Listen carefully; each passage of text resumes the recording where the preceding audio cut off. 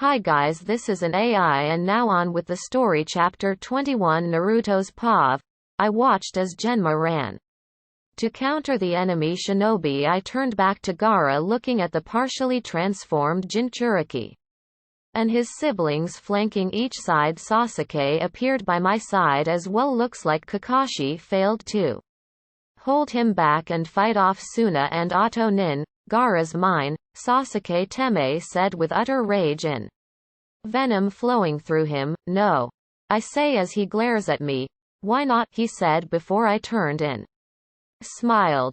Cause he, I say pointing to Gaara, is just like me. Cage Booth. I am disappointed in you, Orochimaru, for stooping so low. You were my best student of the three of you. You soaked everything in like a sponge, and I now realize that I had been mistaken all those years ago to let you go. The fight started with the two trading jutsu, Orochimaru using his snake jutsu from his summons while Hiruzen stuck with Doton and Kaiten jutsu to start. Well, I do have a present for you, Sensei, as I have finally understood how to use this jutsu, Orochimaru said before performing the hand signs: tiger right pointing arrow, snake right pointing arrow, dog right pointing arrow, dragon. Then clasped his hands, Kachiyose Edo Tensai summoning impure world reincarnation. 3 coffins started to emerge from the ground. It can't be you.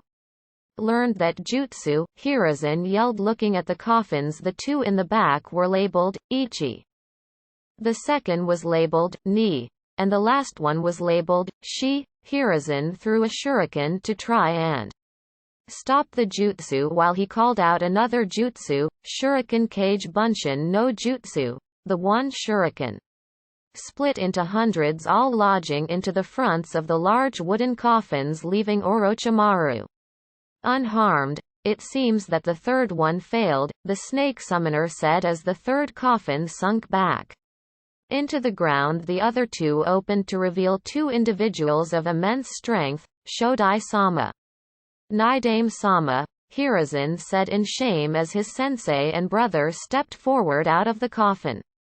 Edo Tensai, Tobirama Senju said as he looked around, eyes finally landing on Hiruzen. My, you have aged, Saru, Hashirama said looking at his brother's student as well. Oh, it is you. You've aged quite a bit since I last saw you, the white-haired man said to his student. I'm mortified to have to see the 2 of you in this state. Orochimaru started laughing as he drew 2 kunai with tags tied to them, sticking them into the backs of the former Hokage's heads. The 2 started to steam, returning to what they had actually looked like and not the dull colorless forms. The Naidame ran up towards the peak of the roof as the Shodai hurled kunai at him. Hiruzen blocked and dodged the kunai as well as the Shodai's attack, then countered. The Shodai flipped backward away from Hiruzen as his brother charged in. Next, Hiruzen engaged Tobirama in Taijutsu, dodging multiple attacks before grabbing him by the ankle, allowing him to throw his sensei away from him back towards his brother, Kaiten Karyu. Enden fire-style fire dragon flame missile. The elderly Hokage yelled as he sucked in the air, then breathing out a large stream of fire. The attack hit his sensei dead on, however the man wasn't the Naidame for no reason. Sweeten Tsujaneki water-style water wall, drawing the moisture within the air around them. A large wall of water erupted from nowhere, blocking the attack. The 2 jutsu die down as the Naidame readies his own attack. Sweeten Suisho, a water-style water shock wave, a water vortex surrounded the Senju brothers before the water came crashing down towards the Sandame. Doton Doryuheki earth-style mud wall, earth-style wall. A mud spewed from the elderly Hokage's mouth onto the ground before rising into a gargantuan-sized wall of earth, diverting the course of the Sweeten jutsu around him. Hiruzen stood atop the wall looking down at his student as well as the Senju brothers. Hashirama charged in as Hiruzen jumped down from the wall, firing small fireballs at the Shodai Hashirama blocked all the fireballs before hitting 3 powerful strikes on Hiruzen. Next, the Nidame dragged Hiruzen down into the now standing water, trying to choke his student out, almost killing him. Hiruzen escaped his sensei and climbed back up the wall before Tobirama sent 2 large pressurized streams of water at Hiruzen, causing the section he was standing on to collapse. The elder Hokage was taking a minute to catch his breath as he noticed wood sprouting from the roof shingles. He looked up just as Hashirama spoke his jutsu, Mokuton Hajutsu Jukai Koten wood release secret technique nativity of a world of trees. Well, one thing is for sure, I hope Naruto is watching with those eyes of his. The Hokage thought, biting his thumb. The elder Hokage was about to finish his jutsu but had to stop to evade the rapidly growing trees. He was quite successful before Hashirama picked it up, yelling in the process. Down below, the looking up watching were 6 genin. One had a very small yellow glow escaping his eye sockets. Naruto had indeed been watching. Naruto bent over in pain, grasping his left eye, yelling as a brown ring surrounded his pupil. One Sasuke grabbed him, trying to keep him from falling. With little success. He had seen him get new affinities unlocked before, but never with this kind of a reaction. Naruto had deactivated his dojutsu to try and nullify the pain. With some success, but it still hurt back. With Hiruzen, he struggled to reach a branch right next to his hand. He struggled to reach it, but when he did, he called out his jutsu, Ninpo Kachiyose Nekoo Enma ninja art summoning jutsu Monkey King Enma. Just then a large plume of smoke covered the area. Hiruzen had been trapped, and out of the smoke a large monkey appeared dressed in similar mesh armor as Hiruzen, as well as a Konoha Hitate on his forehead. He had on as well similar pants and sleeves to Hiruzen, but his torso had what looked like a tiger-striped top. He had long white hair that framed around his face and large brown eyes. The Monkey King looked down at Hiruzen's old student before he spoke. Hiruzen, you old fool, I told you this would happen all those years ago. This all could have been avoided, and you know it. Yeah, Enma, I am well aware of my mistake. Now let us correct my error permanently, Hiruzen said, still trapped in Hashirama's jutsu. Enma the adamantine Nyoi, he said. No, do not let him transform into that, Orochimaru said as the 2 ex-Hokage rushed in again. Enma made quick work of the 2 and transformed, as well as freeing Hiruzen. The 2 Hokage charged Hiruzen, engaging in taijutsu once again, but Hiruzen was able to defeat them with bojutsu, pretty much fighting with a bow staff. In this case, Enma Orochimaru had called upon his snake summons to summon the Kusanagi no Tsurugi-ku no Tachi. The 2 engaged each other as the ex-Hokage tried to recover. Hiruzen was overpowering his student before they were locked up, fighting for dominance over each other. Hashirama appeared behind Hiruzen, sweeping his leg as he placed an explosive tag in the leg of the Shodai. Tobirama came in, kicking Enma away from Hiruzen before he had an explosive tag placed on his leg. Orochimaru placed his sword in the ground and charged him, punching him multiple times across the face before kicking him across the jaw, sending him backward. Oh, come on, sensei, don't tell me.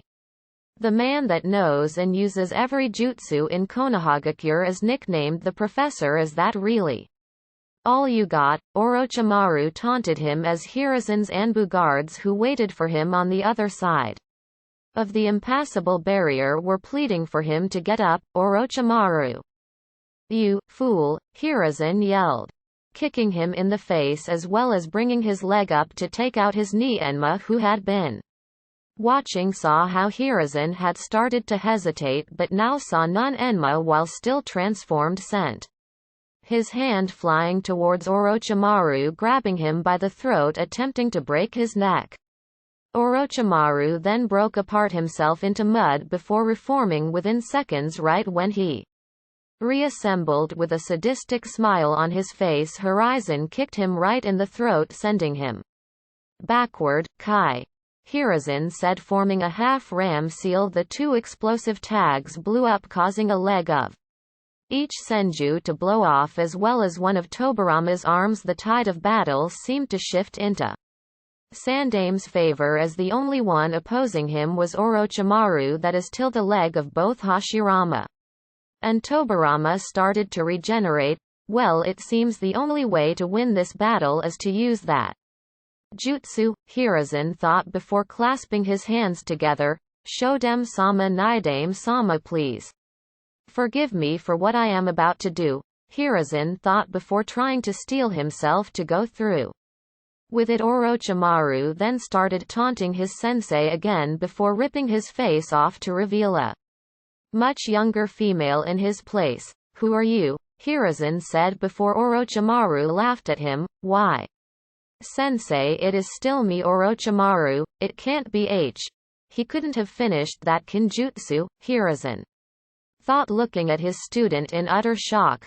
I must finish him off once and for all. Kage Bunshin no Jutsu, Hiruzen said as two more popped into existence on either side of him. Shiki Fujin Dead Demon Consuming Seal, Hiruzen thought as the Shinigami appeared behind him and his Bunshin. The Shinigami then wrapped its arm in the beads it held in its right hand, causing seal markings to appear all up and down its arm. The Shinigami forced its hand through a chakra-like Bunshin of Hiruzen held by the branches. Hiruzen breathed out in agony as he looked back up at his student. Now all I have to do is catch you, Hiruzen thought as the two Bunshin rushed the Shodai and Nidame. Captured them. Sorry Sarutobi. We caused you trouble, said Hashirama as his brother finished the statement. Please forgive me. Shodem-sama, Nidame-sama, Hiruzen thought as the souls of his predecessors were ripped from their temporary bodies. The cage Bunshin dispelled as the ceiling finished, just leaving Hiruzen and Orochimaru. Sarutobi charged his student faster than he had moved in a long time, grasping him by his arms again. The Shinigami stuck its arm through Hiruzen, grabbing onto Orochimaru's soul. The tug of war began as Hiruzen and the Shinigami fought to take the soul, while Orochimaru fought to keep his unknown to Hiruzen. Orochimaru used his connection to the Kusanagi no Tsurugiku no Tachi to stab into the back of Hiruzen. Enma tried to stop this, however he moved too late. The sword pierced the armor worn by the Sandame as he tried to yank Orochimaru's soul with him. They had a conversation about how the will of fire burns brightly as the Konoha shinobi finished the evacuation and were pushing the auto and Tsunanin out. Orochimaru tried to stall for time and tried to kill Hiruzen before he could be sealed away. That is till.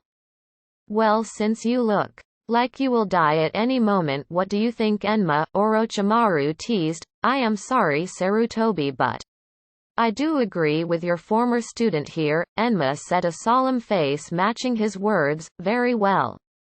Then I know how much you love your jutsu, so I will do the next best thing, then grant you death, Hiruzen said, causing concern to grow in Orochimaru. What are you getting at, sensei? This seal, Hiruzen said with one last pull, causing the arms of Orochimaru to pass into the Shinigami's grasp.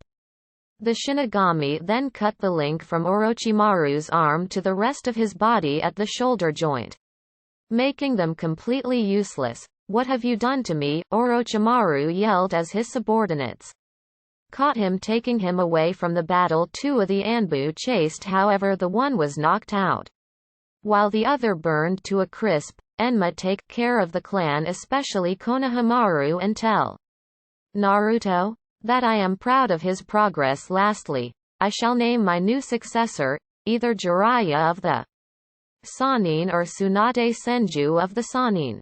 Do not trust Danzo ever, Hiruzen said just before breathing his last breath, passing from the land of the living into whatever the Shinigami has in store for him. Enma brought the old Hokage closer as one of the Anbu there heard everything as well. He also saw his artificial bloodline's original user in action. Elsewhere, Naruto, Sasuke, Shino, Shikamaru and Sakura had been chasing Gaara and his siblings since they used Naruto distracting the others to escape. They were coming up on a clearing where the Suna siblings sat to take a break and tried to get Gaara under control. Well, look what we have here, said Sasuke looking at the trio. Damn, I thought we would have more time, said a mildly pissed Temari. Don't worry, I'll hold them off, said Kankuro taking the puppet off his back.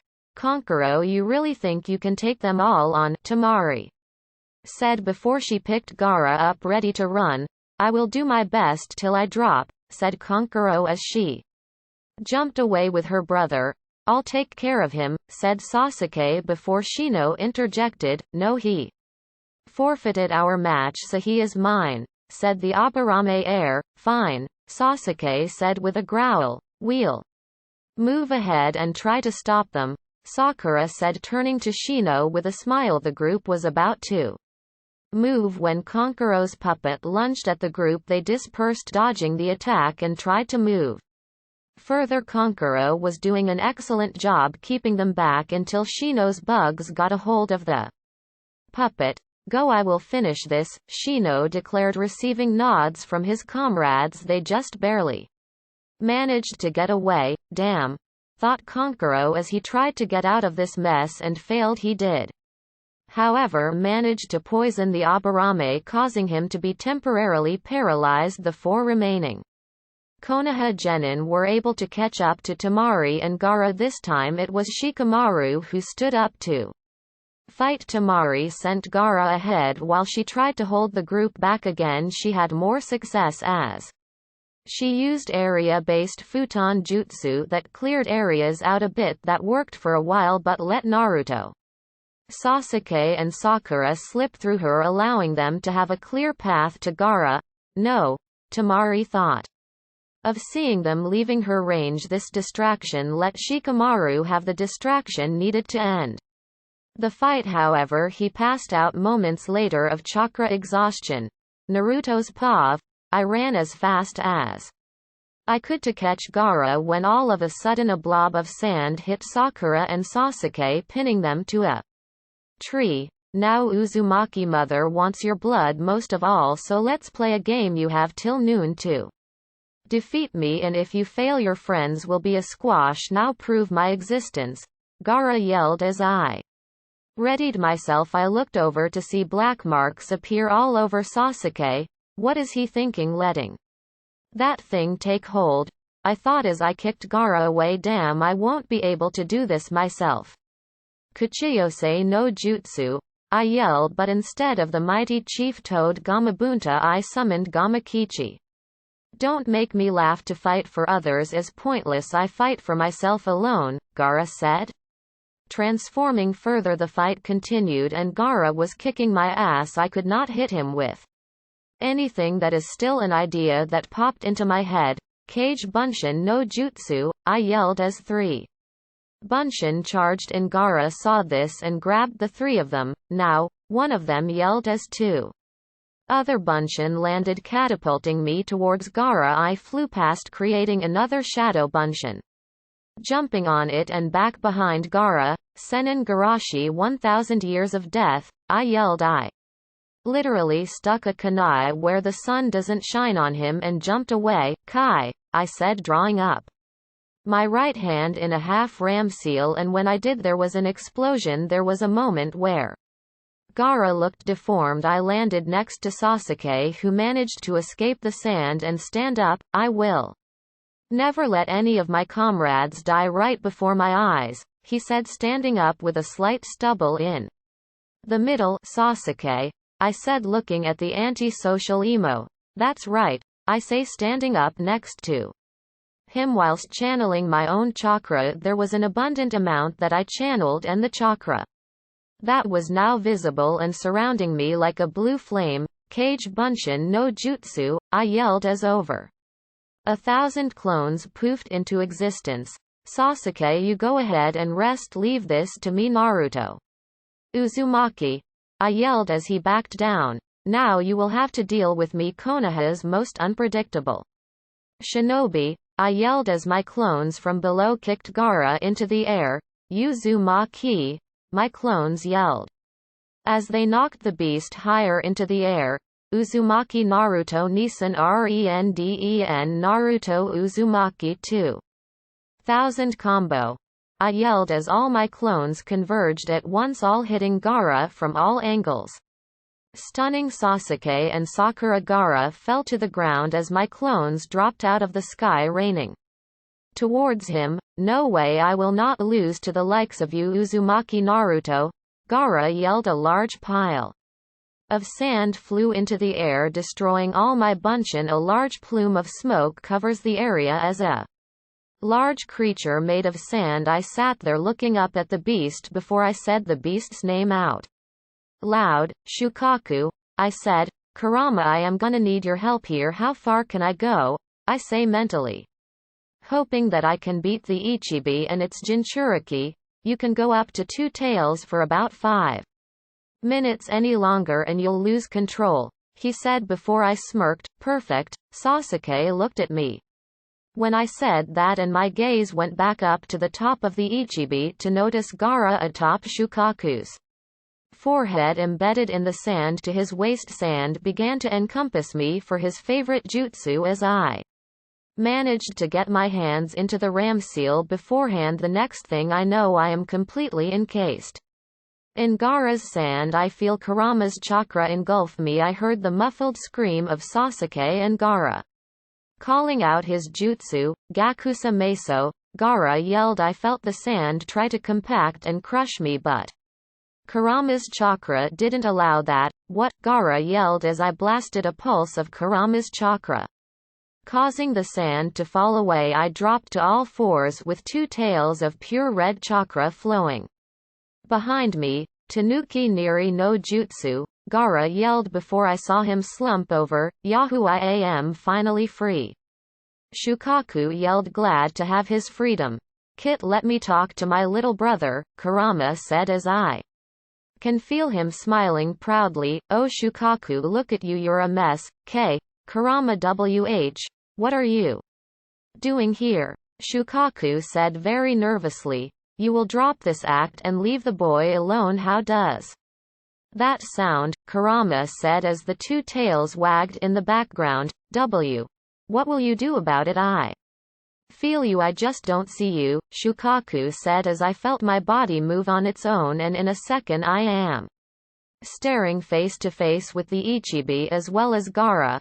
Quite, I could feel you cowering in fear not a month ago, just sensing me within that boy. Kurama then spoke inside my mind and I ignored what Shukaku said next. He wanted to talk about a plan and a second one if the first fails. Alright, I am going to have you charge as fast as you can to knock that brat awake. That should cause Shukaku to lose control. If that fails, you will summon Gamabunto and transform into me and attack him, but you must wake the jailer up. Do you understand? I nodded, giving him the answer he was looking for as he spoke again. Now little brother, I will have you know that Konoha is under my protection, and if I recall the last time we fought, I turned you to glass, which took you 500 years to regenerate from. Don't think I won't do it again. Now Kit, Kurama yelled in my mind, and before Shukaku could respond, I was in front of Gaara with my fist, knocking him on the head, waking the boy up. How? Gaara said, barely holding on to consciousness as we both fell and I deactivated my 2 tails cloak. We hit the ground and Gaara was laying on his back, unable to move. I slowly approached him using the 2-tailed state. Takes a lot out of me still. Why? You are strong. How? That was all Gaara said as I approached him. I am strong because I want to protect those around me. Gaara, stop me if I am wrong, but I want to tell you something that I know will make you open up your eyes to reality. You are a jinchuriki of the Ichibi Shukaku, and as I see the dark bags under your eyes, you rarely if ever sleep. Because of him you were shunned and hated all your life for something you could not control and was seen as a monster for it. You tried to make friends but everyone was told or willingly stayed away from you. I can tell people tried to beat you but I bet your sand protected you and even killed a few perpetrators. Gaara looked at me awestruck as I pretty much guessed correctly. How did you know? He said, well Gaara, I am trusting you not to tell anyone but I am just like you and instead of Shukaku I hold Kurama, also known as the Kyuubi. I bet that Konkuro and Temari are making their way here right now to make sure you are safe. I'll even bet that they will try and protect you from me. I say as he looks at me like I am crazy. Just as I finish saying this, however, his two siblings do exactly as said. Now do you see, Gaara, there are people that care about you. You just gotta let them into your life. Now can you let my friend go please? I say as I pointed towards Sakura before he uses his jutsu. I try something. I discreetly activate my eyes from behind their back and watch Gaara use his Shukaku's Jishin magnet release, but nothing happens. I see he is about to end the jutsu, so I channel Kurama's chakra into my eyes, surprising the Biju that I would use his chakra without saying anything. Lo and behold, there is now a ring around my right eye's pupil. This one is red on the top, half in blue on the bottom. I am guessing it is to represent the difference of positive and negative charges. I deactivate my dojutsu before they turn around and watch as they try to leave, but Pervy Sage got there and put chakra suppressing seals on them and took them into custody. Timeskip.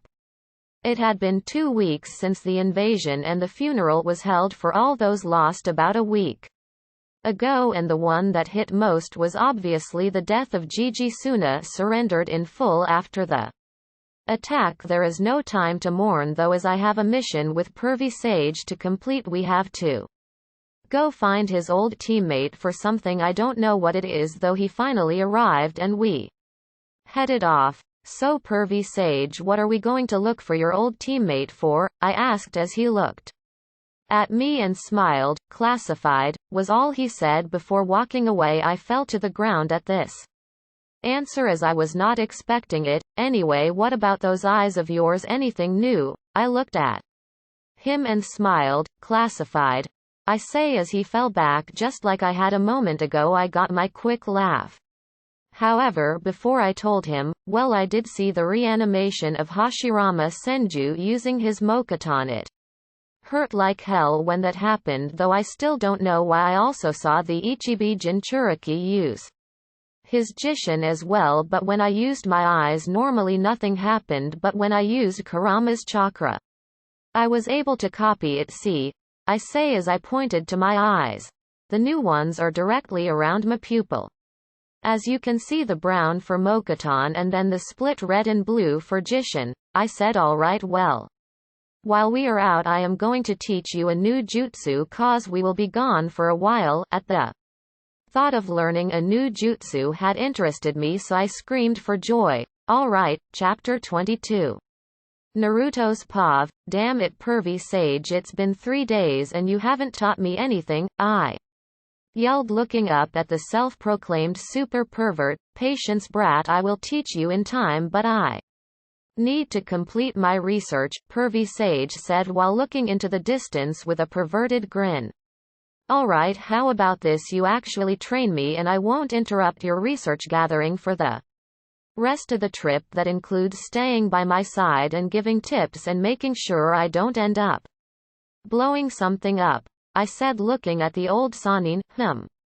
He let escape his mouth as he was entranced in the thought of me not interrupting him. You have a deal, he said, reaching out for my hand, but before I shook his I added another condition. Oh, and if you do go run and do research while you're supposed to train, tell the others that you brought me to these brothels, and we all know how Kurenai will react, and I know she is close with that Anko chick from T and I say quickly, grabbing his hand and shaking it. Wait, what? He yelled as I started laughing my ass off. We Continued walking for another hour before we reached a town to rest in for the night. We got a room and were walking around town when a woman walked up to us. Aren't you the legendary Jiraiya?" she asked in a seductive tone. I watched this disgusted cause she was young enough to be his daughter. I could also see the nosebleed pervy sage was trying to hide. "Indeed I am the mighty toad sage Jiraiya," he said with a perverted smile. "Kit, I think something is up even though she has very little chakra. I can tell that something about ill intent has happened to her, possibly genjutsu," Kurama said as I stopped the old perv from walking off just yet. "Pervy sage, keep it down, but I think she is under a genjutsu. What should we do?" "What, I don't think so, but here's the thing, are the people who did this after me or are they after you?" he said as I looked at him wondering what he meant by that. "All right. You go back towards the hotel, I will go the other way to maybe lure them out. After 10 minutes I will dispel the genjutsu placed on her, then return to the hotel. I will knock 3 times, twice with a 3-second pause." "Understood," he said to me as I nod and make my way back, acting like I am pissed at the old foul. The 10 minutes pass and I am sitting on the bed messing with a piece of paper, trying to make it float and spin using just my chakra, rather unsuccessfully, when I heard 3 knocks on the door. Mentally I counted 1, 2, 3.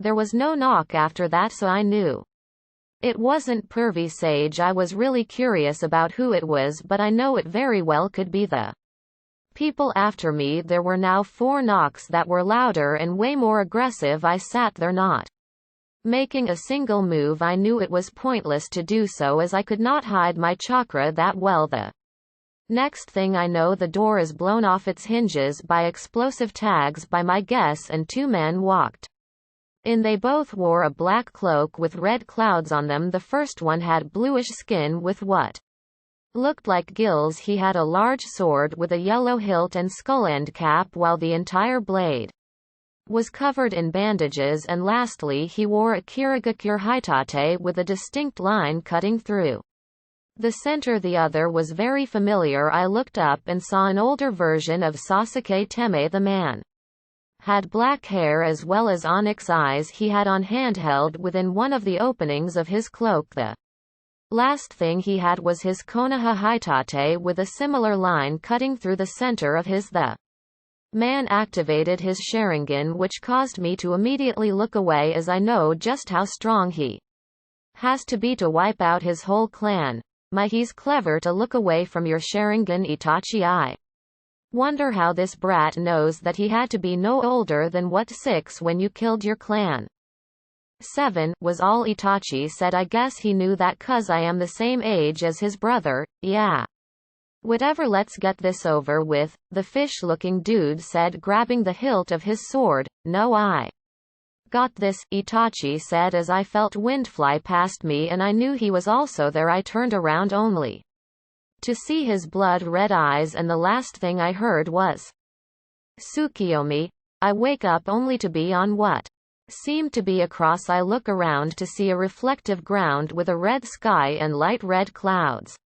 This is my Tsukiyomi. In here I am God. I create everything and everything is mine to control. I hear as I turn my head to the left to see Itachi. 3 days in here is 3 seconds in the real world, and you will be trapped here until that time is up or I end my jutsu, he said as the realization he is going to destroy my mind was slowly sinking in. Now Naruto namikaze Uzumaki, how are my eyes widened as he said my father's name as well. No one was supposed to know besides everyone I told. Wait, H. How did you know? I say, barely louder than a whisper. Are you kidding me?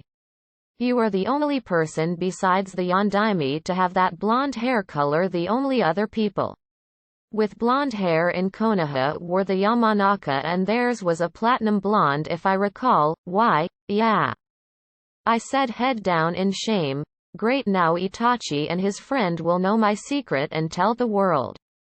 The target on my back will be so big that there is no way I'll make it to 15.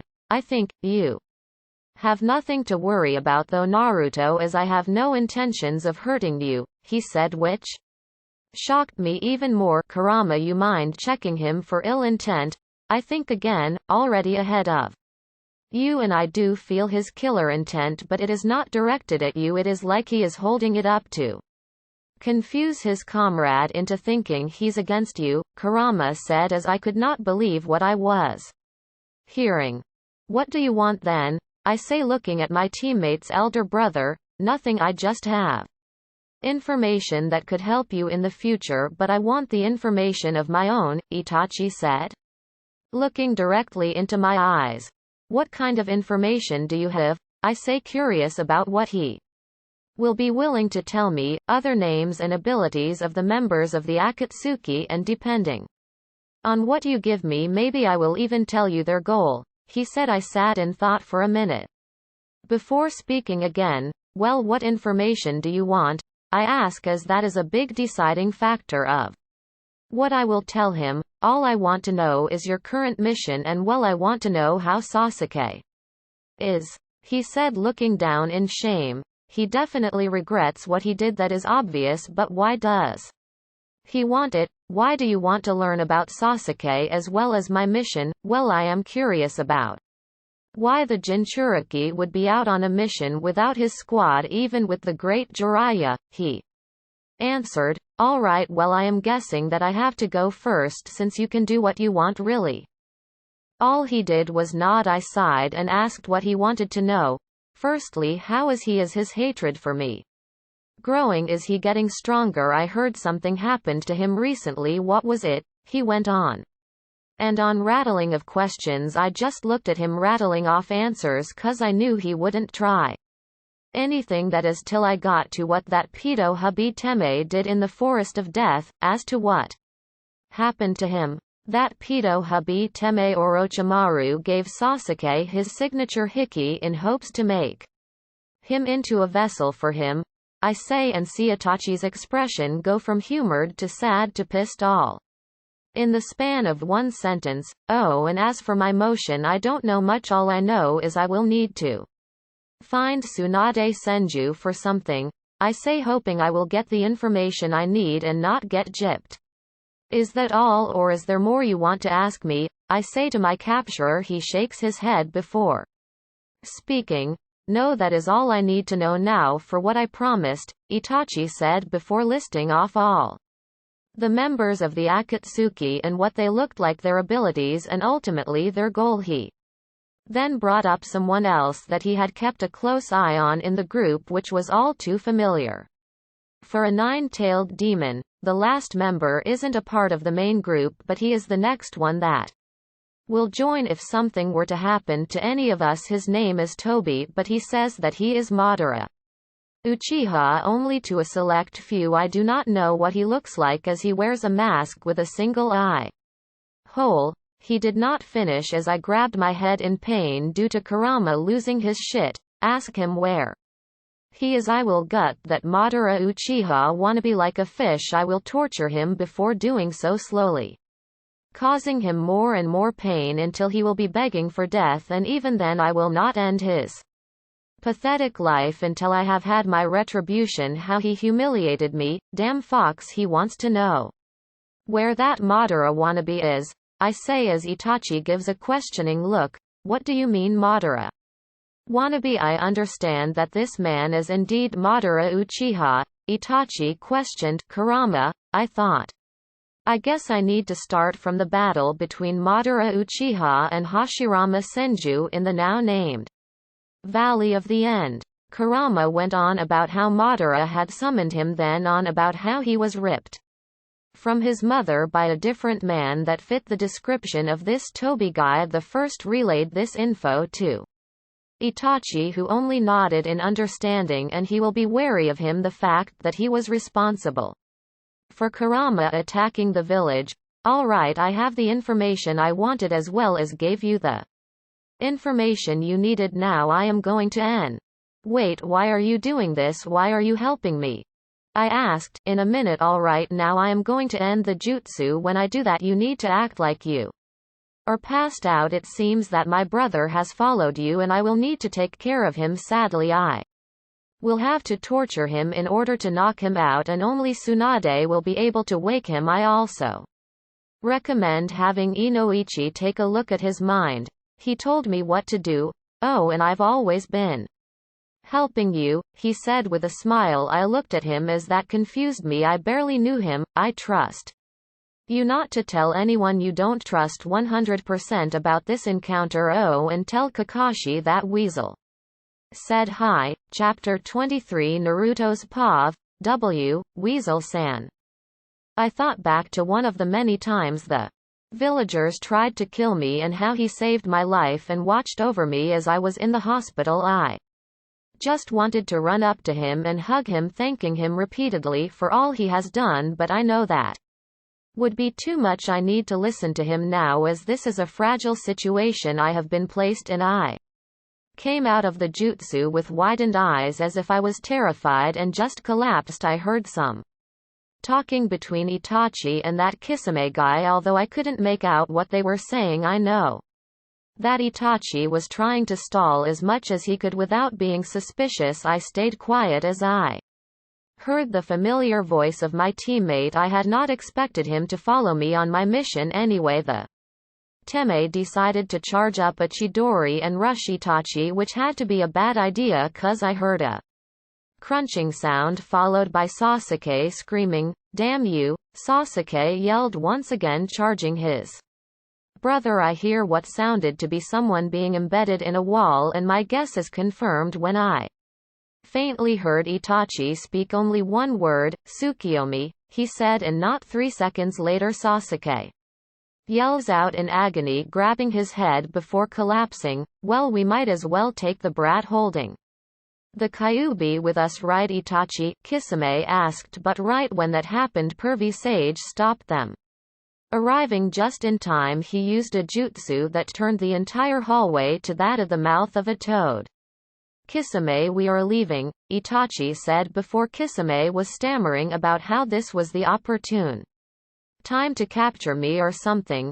Damn, I can't believe I was just too late to stop this. I sat up, looking at Pervy Sage dispel his jutsu and picking my unconscious teammate up. He turned, looking at me to see that I am perfectly fine, and instantly dropped the Teme face first into the ground. "What happened?" he yelled, rushing up to me. "Dumbass," I yelled as I looked at the unconscious teammate of mine face down on the ground. My bad," the old sage said, looking at the boy sheepishly, scratching the back of his head.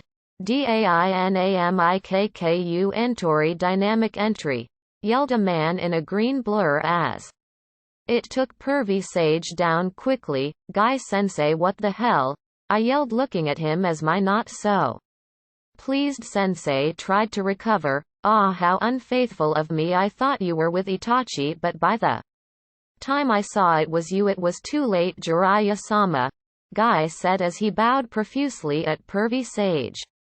"Ah, it's alright, just take this one back to Konoha for treatment." Itachi put him in a strange genjutsu that messed with his mind pretty bad, Pervy Sage said. "Ah, I see, the same thing happened to Kakashi not too long ago," Guy said as my eyes widened. "He got Kakashi-sensei?" I asked, which I realized was a really dumb question a moment later. "Indeed, he is also unconscious in his room, resting," Guy answered. "I see," I said, looking down at the ground. I barely noticed Guy leave with Sasuke in his arms back to Konoha. I look back at Jiraiya, who had a questioning expression. "Well, what happened?" he asked again. "Oh right," I say sheepishly. I proceed to tell him all the information Itachi said to me, as well as what Kurama knew already about the Tobi guy. "So let me get this straight, one of the most infamous nuke-nin of Konoha is actually trying to help you out." I nod. "And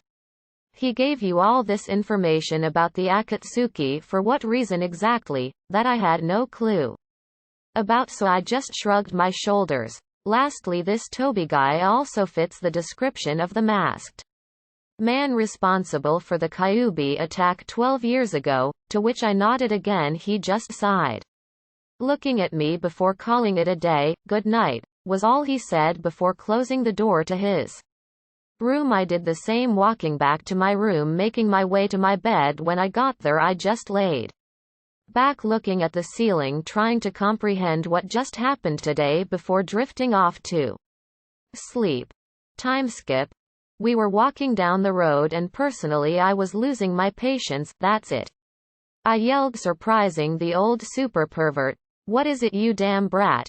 He half yelled back. You haven't taught me anything since we left, which you promised to do, so we aren't moving anywhere till you start on something, I say, dropping down, sitting crisscrossed. Alright fine, here I will show you a very special jutsu, he said, holding out his hand as a ball of pure chakra formed into a spiraling ball. Is that? I started but got cut off. The Rasengan, yes, a jutsu created by the Yondaime. I will be teaching you how to perform this jutsu, but we need to get some supplies first, he said, causing me to give him a questioning look. We walked for another half hour before we came across another town, in which we got water balloons as well as a room in an inn, while pervy sage gets information about his teammate, probably at a damn brothel. Pervert, I think, as I return from the store to our empty room. Right when I finished that, though, the door of the room swung open. Well, did you get what I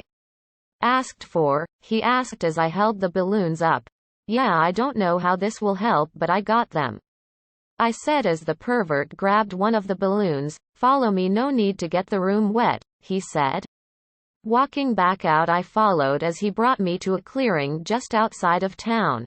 Alright, the first step is to control your power. You need to channel enough chakra that it will break the rubber of the balloon. However, if you put too much into it, you'll never be able to complete the next step, he said. As the balloon convulsed before popping, I sat there looking at the balloon in my hand before trying to do what pervy sage did. I failed completely. That did bring an idea to my head though. Hey, I got a question that is kinda related, I say, waiting for a response only to see that he already left me alone. Damn perv, I mentally shouted. Damn it, Kit, what the hell's the matter with you? Kurama snarled. Ah, sorry, I was just pissed that the perv left so early. Whatever, just don't do that again, he said as another idea popped into my head. Hey Kurama, do you know anything about this jutsu? I mean, you did fight the user of it, I thought, hoping that he would be of some help. Nothing. I know absolutely nothing about it. I dropped to the ground because of how blunt he was. Alright. How about cage bunshin? I figured that I could use them to train, not physically, but you know, like muscle memory stuff, you know, cause that is all mental, and since the cage bunshin returns memories. I didn't finish as Kurama spoke up. Amazing, why have I never thought about that? It opens so many pathways for you to get stronger in a short amount of time. Sure, it will be exhausting, but it will help you out in the long run. I mean, you would have to train your muscles yourself as the bunshin don't return the strength built up from them. He went on for about another 10 minutes before making me try it with this training. Cage bunshin no jutsu, I yelled as 30 bunshin appeared. Alright, each of you grabs a balloon. I have enough for 3 each, so make them count. Once your balloons are spent, disperse. Understood? Hi, the bunshin yelled before getting to work. After about 2 hours and 27 bunshin, one was able to finally perfect the technique. I made the last few bunshin disperse to save the last 8 balloons for myself to try. I picked one up reluctantly and channeled my chakra into it. The balloon, after a few seconds, started to convulse like pervy sages before popping. With a large smile, I quickly grabbed another balloon only to have quicker and better results. I repeated this until I was down to my last balloon. Conveniently, the old perv happened to make his way back to me with a perverted grin that disgusted me through and through. Well, how is your training? I see you are out of balloons. That must mean you are really clumsy, bad at Chakra control, which is the most likely answer, or you figured it out. I just smiled at him, holding out my hand with the balloon as it convulsed and popped right there. Step 1 completed. Chapter 24.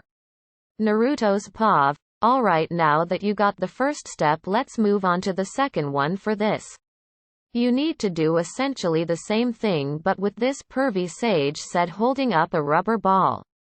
It will be more difficult to get down, but I have a little faith in you, he said, giving a quick smile before turning around and leaving to do more research. Damn perv, I mumble, picking up a ball to try and pop it. I had little success for about a half hour before I realized I forgot to make Kage Bunshin, son of a bye. I was cut off from my rage by a loud bird squawking, Kage Bunshin no jutsu. I said in a very monotone voice as about 30 Kage Bunshin puffed into existence. Alright, you all know what to do, so get to it, I yelled, sitting down monitoring them all, and not a single one of them could get their ball to pop before nightfall. Hey, I see your wow, said pervy sage, making his presence known. Oh hey pervy sage, what's up? I asked. I got to say, using Kage Bunshin to train is quite the clever idea, you brat. Anyway, I am here to tell you to call it a night cause we are leaving in the morning. I found a lead on Tsunade. She is in a gambling town just to the west of here, maybe a 2-day trip to get there. 3 tops, the old sage said. Alright fine, I'll quit for now, but I will get this by the time we are there. Datbeo, timeskip. We walked for about 3 hours. When I finally got the hang of the ball exercise, I couldn't use Kage Bunshin while walking though, so that slowed the process down a little bit. Yada, I got it, pervy sage, I say, grabbing another ball from one of my pouches. Look, I say as the ball starts to warp and deform before popping. Well, I got to say I'm impressed. It took the Yondaime about 3 years to complete this jutsu, Jiraiya said. Really, 3 whole years? I said, surprised. It took Tucson 3 years to complete it. Actually, it may have been a year and a month, but that was a while ago, he added. Wow, alright, what about the next step? I said, ready for the challenge. The next step involves putting them together. Now, how did you feel when you popped the ball? Differ from the water balloon? He asked me to test my knowledge. Well, the water balloon felt like I needed to form a current in the balloon that would eventually pop, while this ball, it felt as if I was just trying to condense my chakra, making it more powerful. I look up at him, waiting as if he would tell me I am right or not. Correct. All you need to do now is put the flow together with the power, but this time you need to do this, he said, pulling out a normal balloon that did nothing. Pervy sage, is it supposed to do anything? No, you have to combine the two as well as add a strong shell to it. He held up his other hand and performed the Rasengan in it. I am doing the exact same thing in both hands, he said as I looked on in awe, completely understanding what he was instructing me to do. Alright, toss me a balloon, pervy sage, I yelled as he begrudgingly handed me a balloon. I can tell that the nickname I gave him is really starting to get to him now. I grabbed the balloon and tried putting the two together. I held it in my hand, and the very second I channeled my chakra into it, the balloon was ripped to shreds. Well, looks like this may take a bit longer than the other 2 steps, pervy sage said with a satisfied smile as payback for the nickname. For 2 days I tried, and for 2 days I failed. We did make it to the town. Pervy sage was on about. Alright, now that we are here, where is your teammate? I asked, looking at him. He didn't respond as he was just staring up a hill. I looked up to see destroyed castle walls being repaired as if a battle happened. Man, did you see that there was a giant snake that came out of nowhere and seemed like it was fighting something? One of the villagers said as I keep my eyes on the destruction, but in a new light. That bastard was here, I mentally snarled with disdain. Let's go, I think I know where she is, pervy sage said, walking away. Hey, wait up, I yelled, running After him we walked for about 15 minutes before we reached a bar. Pervy sage, you know I can't go in here, right? I mean it's a bar and I am 12. I say before he just walked in. Hey. I yelled before following him. I heard a lot of people conversing, but pervy sage was focused on the corner booth where all I could see was the top of two women's heads. One had platinum blonde hair, while the other was a brunette. I also heard what seemed to be oinking. Jiraiya, said a surprised voice of one of the females, who I guess is Tsunade. Hello Tsunade, it's been a while, he said with a smile. What are you doing here? She asked as I rounded the corner, and before pervy sage could say anything I spoke first. Wow, that's your teammate. Well, she aged well, but you on the other hand look like a train wreck, pervy sage, I said, getting a chuckle from Tsunade where Jiraiya just put me in a headlock and smashing his fist into the top of my head. Damn it brat, I don't look that bad, plus she uses a genjutsu on herself. At that Jiraiya froze, realizing his mistake instantly. Ah ha ha, I didn't mean anything by that Tsunadeheim, he said, scared for his life. I didn't know why till I felt the killing intent, as well as saw Tsunade rolling up her sleeve with a tick mark on her forehead. Can we get to whatever it is we need to get to before you kill my sensei? Tsunade Ba-chan. What did you just call me, brat? I paled at that as I realized that I have made a grave mistake. She calmed down after chasing me and Jiraiya throughout the bar for a few minutes. Alright Jiraiya, mind telling me who the brat is? She said as we all sat back down by the other girl and pig. This is Naruto Uzumaki. Naruto. I sheepishly smiled at the introduction as she was sizing me up. Ah, was all she said. She must know about my condition. Anyway, Tsunade, the elders have spoken and want you to be the Godem Hokage, pervy sage said, looking at her. Me, why didn't they choose you? Do you really think they would want a man who peeps in the women's bathhouse and writes the novels I do to be the next Hokage? Also, my spy network is far too important to drop and become Hokage. Why would I want the job anyway? Look what it did to Uji-sama sensei and that student of yours. All of them died uselessly, Tsunade said, causing my blood to boil. Kurama, hold me back, I mentally yelled at my tenant as killer intent flooded the bar more so than Tsunade did a few minutes ago.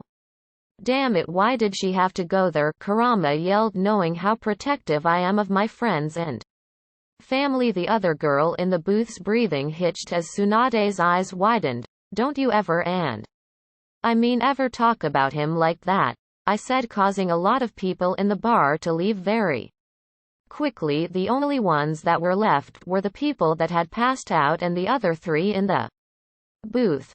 Impressive brat, she said as a bead of sweat rolled down the side of her face. Don't you ever talk about the Yondaime like that again, or I will make you regret it, I say coldly. Oh yeah.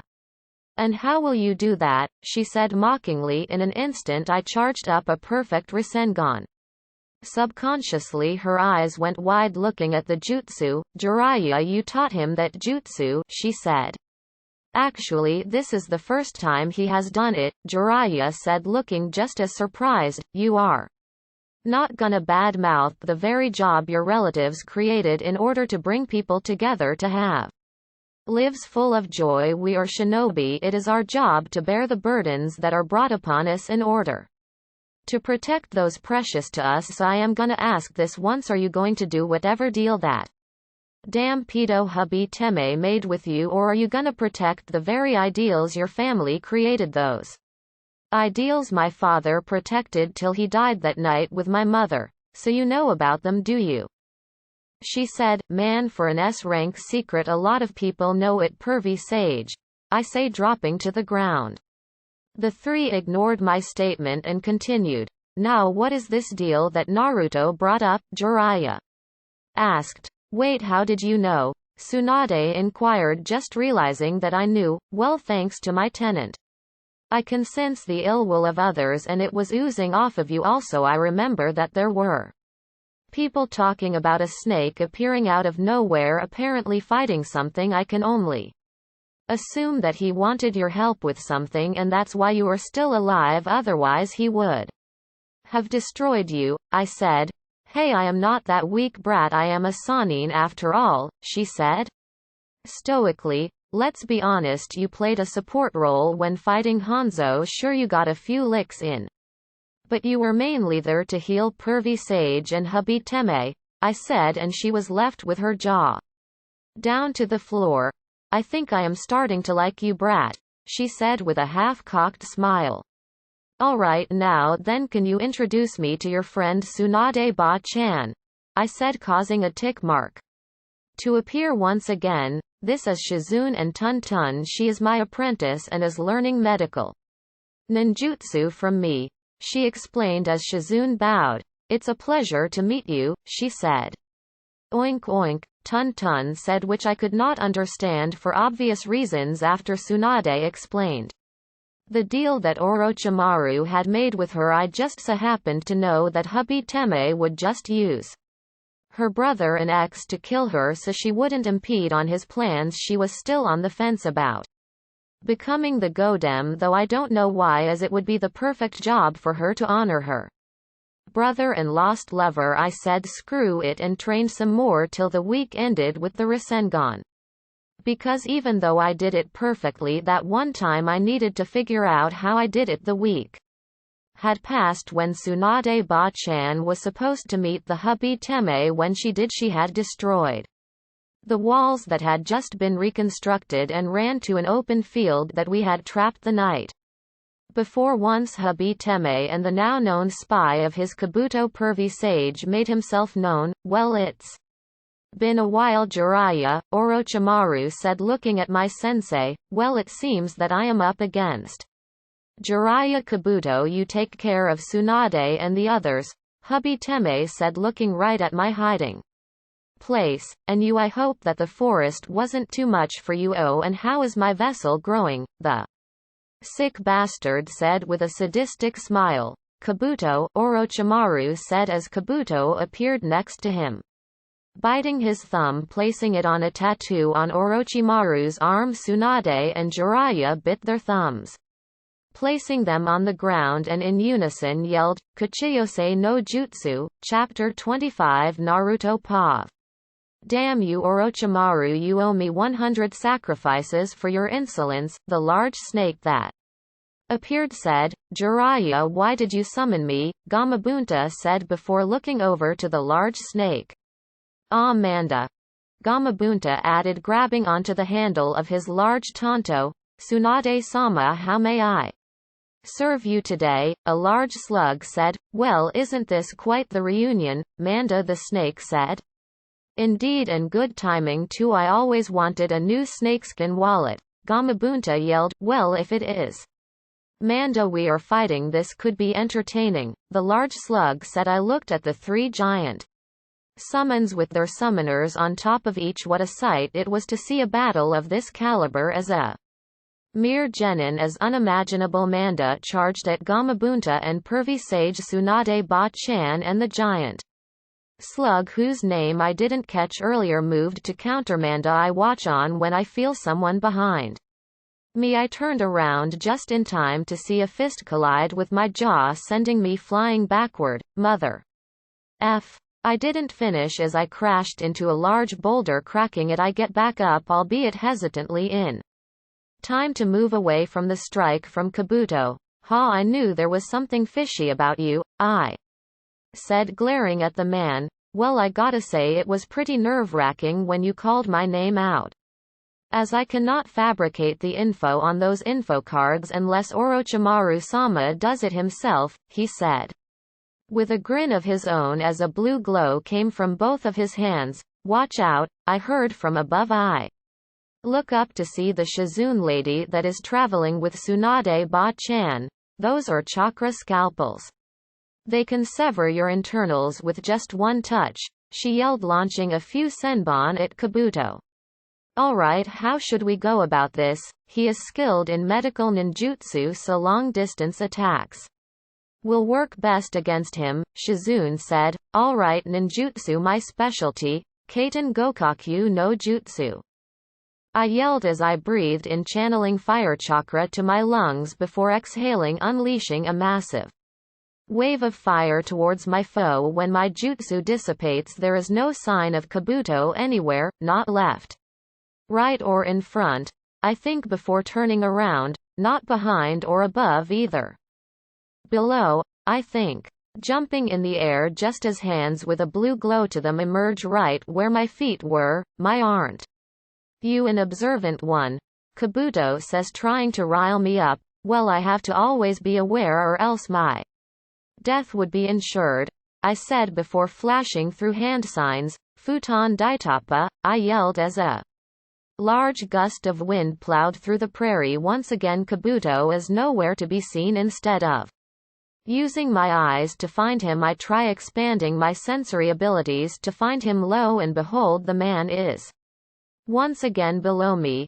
Kage Bunshin no Jutsu, I say as I leave the clone in my place while I hide in a nearby tree. During this time I look to see how Pervy Sage and Ba-chan are doing. I see that the summons is in rough shape from the battle, and now that the summons is depleted of energy, they should return to their homes with 3 large plumes of smoke. The boss summons of the toads, snakes and slugs disappeared. I see that hubby Teme isn't using any jutsu, which is peculiar because I was sure that was his specialty. Next thing I know, there is a sharp pain in my ankle as I drop out of the tree and onto the ground. What the hell? I yelled, holding my ankle.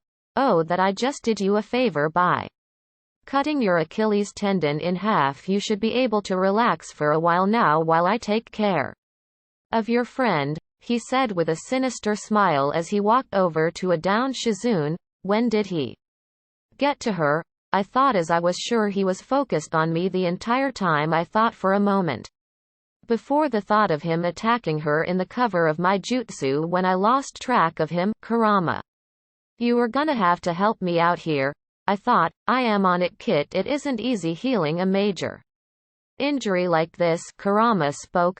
Just pump your chakra through me, it may heal faster. But if I do that, there is a chance for you to lose control. Damn it, I think as I watch Kabuto slowly walk over to Shizune drawing a kunai. Shizune, I yelled, hoping that I'll be able to warn her or at least get Ba-chan's attention. Sutenkyaku, I hear a millisecond before there is a massive cloud of dust blocking my vision. Once the dust cleared, I saw Tsunade Ba-chan standing over a very mangled Kabuto. Shizune, are you alright? She asked but got no response. She walked over to her pupil, tears threatening to break through the very damaged dams her eyes have tried to rebuild. Please be alright, she said before doing a few hand signs and holding her hands above Shizune's head. There was a loud sigh of relief that escaped her mouth before turning back to the mangled mess of a spy she left behind. She did the same thing to Kabuto, and with a satisfied grin she spoke up. Well, he isn't dead, but he won't be doing any more fighting for a very long time, that's for sure. Jiraiya put a chakra seal on him. If you have, better to be careful than have a wild spy on our ass. With that, the battle came to an end. Kabuto was now in our custody. Orochimaru fled and Tsunade Ba-chan agreed to become the Godem. When we got back to Konoha, Kabuto was transferred to the T&I Division Special Hospital for injured prisoners. Time skip thump asterisk. Ah, I said I was sorry, I said, looking up at the person who hit me. That still doesn't mean that you should try to take on a Junin level shinobi on your own, Kakashi-sensei said, glaring at me. But I wasn't alone. Shizune was assisting me also. Pervy Sage and Tsunade Ba-chan were busy beating down on Orochimaru. There wasn't really an option there, I pleaded, closing my eyes thinking I'll get smacked upside the head, but instead I feel arms wrapped around me. I open my eyes to see the one person who I would consider a father figure hugging me. Thank Kami you're alright, he said, which surprised me even more. Next thing I know I am being dragged to Tsunade's new office when we see her locked out with two Anbu standing at the doorway, trying to open the door. What's going on here? Kakashi asked, some brat saying that I can't have his grandpa's office or something like that. Oh poor Konohamaru, I say in a hushed voice. What was that? Tsunade asked, looking at me. I know him, just let me talk to him for a bit, I say, walking up to the door. The Anbu looked at Tsunade before backing away. I am guessing that they were given a nod from the Hokage to be. I knocked before speaking. Hey Konohamaru, it's me Naruto, mind letting me in so we can talk for a bit? I ask before the door swings slightly open and I am dragged in. Damn. He's gotten a little bit stronger, I thought, sitting in the dark office. What do you want? He asked before sitting down with his knees in his chest. Look, I know this is hard for you, but we can't stop the progression of the village just because he's gone, I say in a soft voice. Why not? He yelled, tears streaming down his eyes. I want to tell you something. The first person that ever accepted me in this village was your grandfather, and he is still one of very few that do accept me.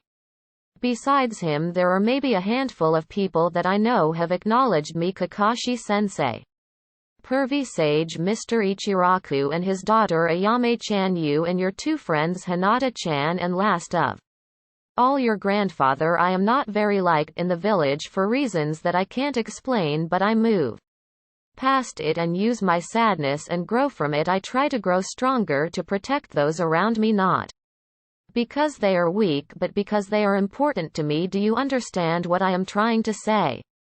I asked, which he nodded, understanding. Alright, let's go. The Godem has been named and there's a lot of paperwork for her to do, I say as we leave. Are you sure, Kakashi? I hear as we walk out of the office. Yes, I want to adopt Naruto. Chapter 26, Naruto's POV. Why? You what? I say, completely and utterly shocked. Ah, I see you are back, Naruto. How's Konohamaru? Kakashi-sensei asked with a bead of sweat racing down his face as he was trying to change the subject. He's fine now, and you can go to your new office, Ba-chan. Now what is this about wanting to adopt me? I say as a tear rolls down my face. Ah, you heard that, didn't you? He said sheepishly, scratching the back of his head. You want to adopt me? I say, shaking, tears flowing from my eyes. I took a small step forward and another, and before I knew it I was bear hugging the one person I thought of as a father figure to me. Thank you, thank you, thank you, I say, tears now having a constant flow down my cheeks. I feel his hand pat down on my head and his other arm wrap around me. You're welcome, Naruto. I look up at him to see his smiling eyes, but now I see it in a new light. Instead of him being my sensei, I see him as my father. I smile back and wrap my arms tighter around my new father. May I call you too-san? I ask sheepishly while rocking back and forth on my heels. Only in private, Naruto, not out on missions or anything. Remember, I am still your sensei, and just because you are now technically my son doesn't mean I will go easy on you. In fact, I plan to train you even harder than before, he said with a more wicked smile, only being covered by his mask. Now all you have to do is sign that you indeed agree to adopt Naruto, and there is no need to check your ideals towards the boy's condition, as you were his father's student, Tsunade said as she pulled out the adoption forms for Kakashi-sensei. Hi. Too-san. I say before we leave Tsunade Ba-chan to her paperwork to pack my belongings. Timeskip. Here it is, the Hatake family home. It's not much, but it has plenty of room for us, he said, looking at the place he used to live in. I remember once his dad died, he moved to his own apartment. He still technically owned it but couldn't sell it, as this is the last place he saw his dad happy. From what I can recall, you know the villagers will hate you more because of this, right? I ask, just Now realizing what this could do for his reputation, well, it's not like it can get any worse. He said, now looking at the ground. Let's just get settled in, shall we? He asked, to which I nodded. We entered the house into a living room that had a table with a few chairs which were covered in dust. To-san, when was the last time you've been here? I asked, realizing how dirty the place was. I haven't stepped foot in here since the day my father died, he said as I nodded. Well, we have a lot of work cut out for us, so let's get cleaning, then we can settle in for the day, I say, looking for cleaning supplies elsewhere. Nai-chan, why are you so mean? A purple-haired Tokubetsu Junin said to her red-eyed friend. Listen, Anko, we have to go to the Hokage Tower to meet the new Hokage. I heard that we will have the first female Hokage commanding us, the red-eyed Junin said. Let's go then, but can we get some dango, Nai-chan? She said with a smile. Kurenai-chan, she said, again looking at her friend who was looking down an intersecting road. What is it? Anko asked. Before she saw him, the silver-haired Junin that has had her heart for years, he was walking with his blonde-haired student carrying a few boxes towards the old Hatake estate. Do you think he Kurenai started before stopping. Never mind, she said before looking at the blushing mess of a friend she had. Come on, she said, dragging Anko to the Hokage Tower. Kurenai knocked on the door, hearing the occupant say to enter. So the rumors are true. Not only is Tsunade-sama back, but that we will have the first female Hokage, Kurenai said before seeing the corner of an adoption paper on her desk. I am sorry, should I call you Tsunade-sama or Hokage-sama? You know, since the inauguration hasn't happened yet, Kurenai asked. Call me Tsunade-sama for now, but when the inauguration happens it would be best to stick with Hokage-sama, Tsunade said, smiling at the young women that entered. Now, how can I help you two? Tsunade said, hoping to get away from paperwork. Oh, nothing, Tsunade-sama, we just wanted to come by and meet you before the inauguration, as you are the reason that we became kunoichi in the first place. I mean, neither of us comes from clans. Also, I think my friend has something to say, Kurenai said, pointing towards Anko, who was looking at the adoption paper on the corner. All she could read from it was one name.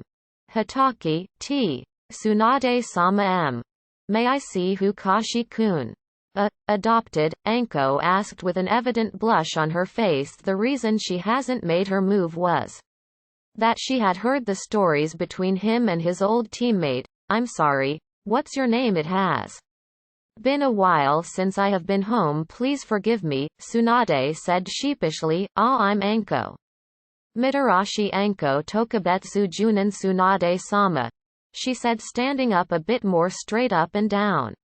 I see. Well, I am sorry, but I cannot disclose that information to you. Only Kakashi-kun can tell you who that is, she said. I see, Anko said, kind of disappointed. Well, it was nice to meet you, Tsunade-sama. We will now take our leave, Kurenai said with a bow of respect, followed by Anko. As they left the office, Kurenai saw the upset look on her friend's face. You know, I would put money on the fact he adopted that blonde-haired student of his. Maybe it was because he reminds him of his sensei. The yawned. Me. Wait a second, Kurenai yelled, bolting to the Hatake estate. Hey, Nai-chan. Wait up, Anko yelled, not really knowing where they were going. After a minute of running they made it to the Hatake compound, whose lights were shining through the windows.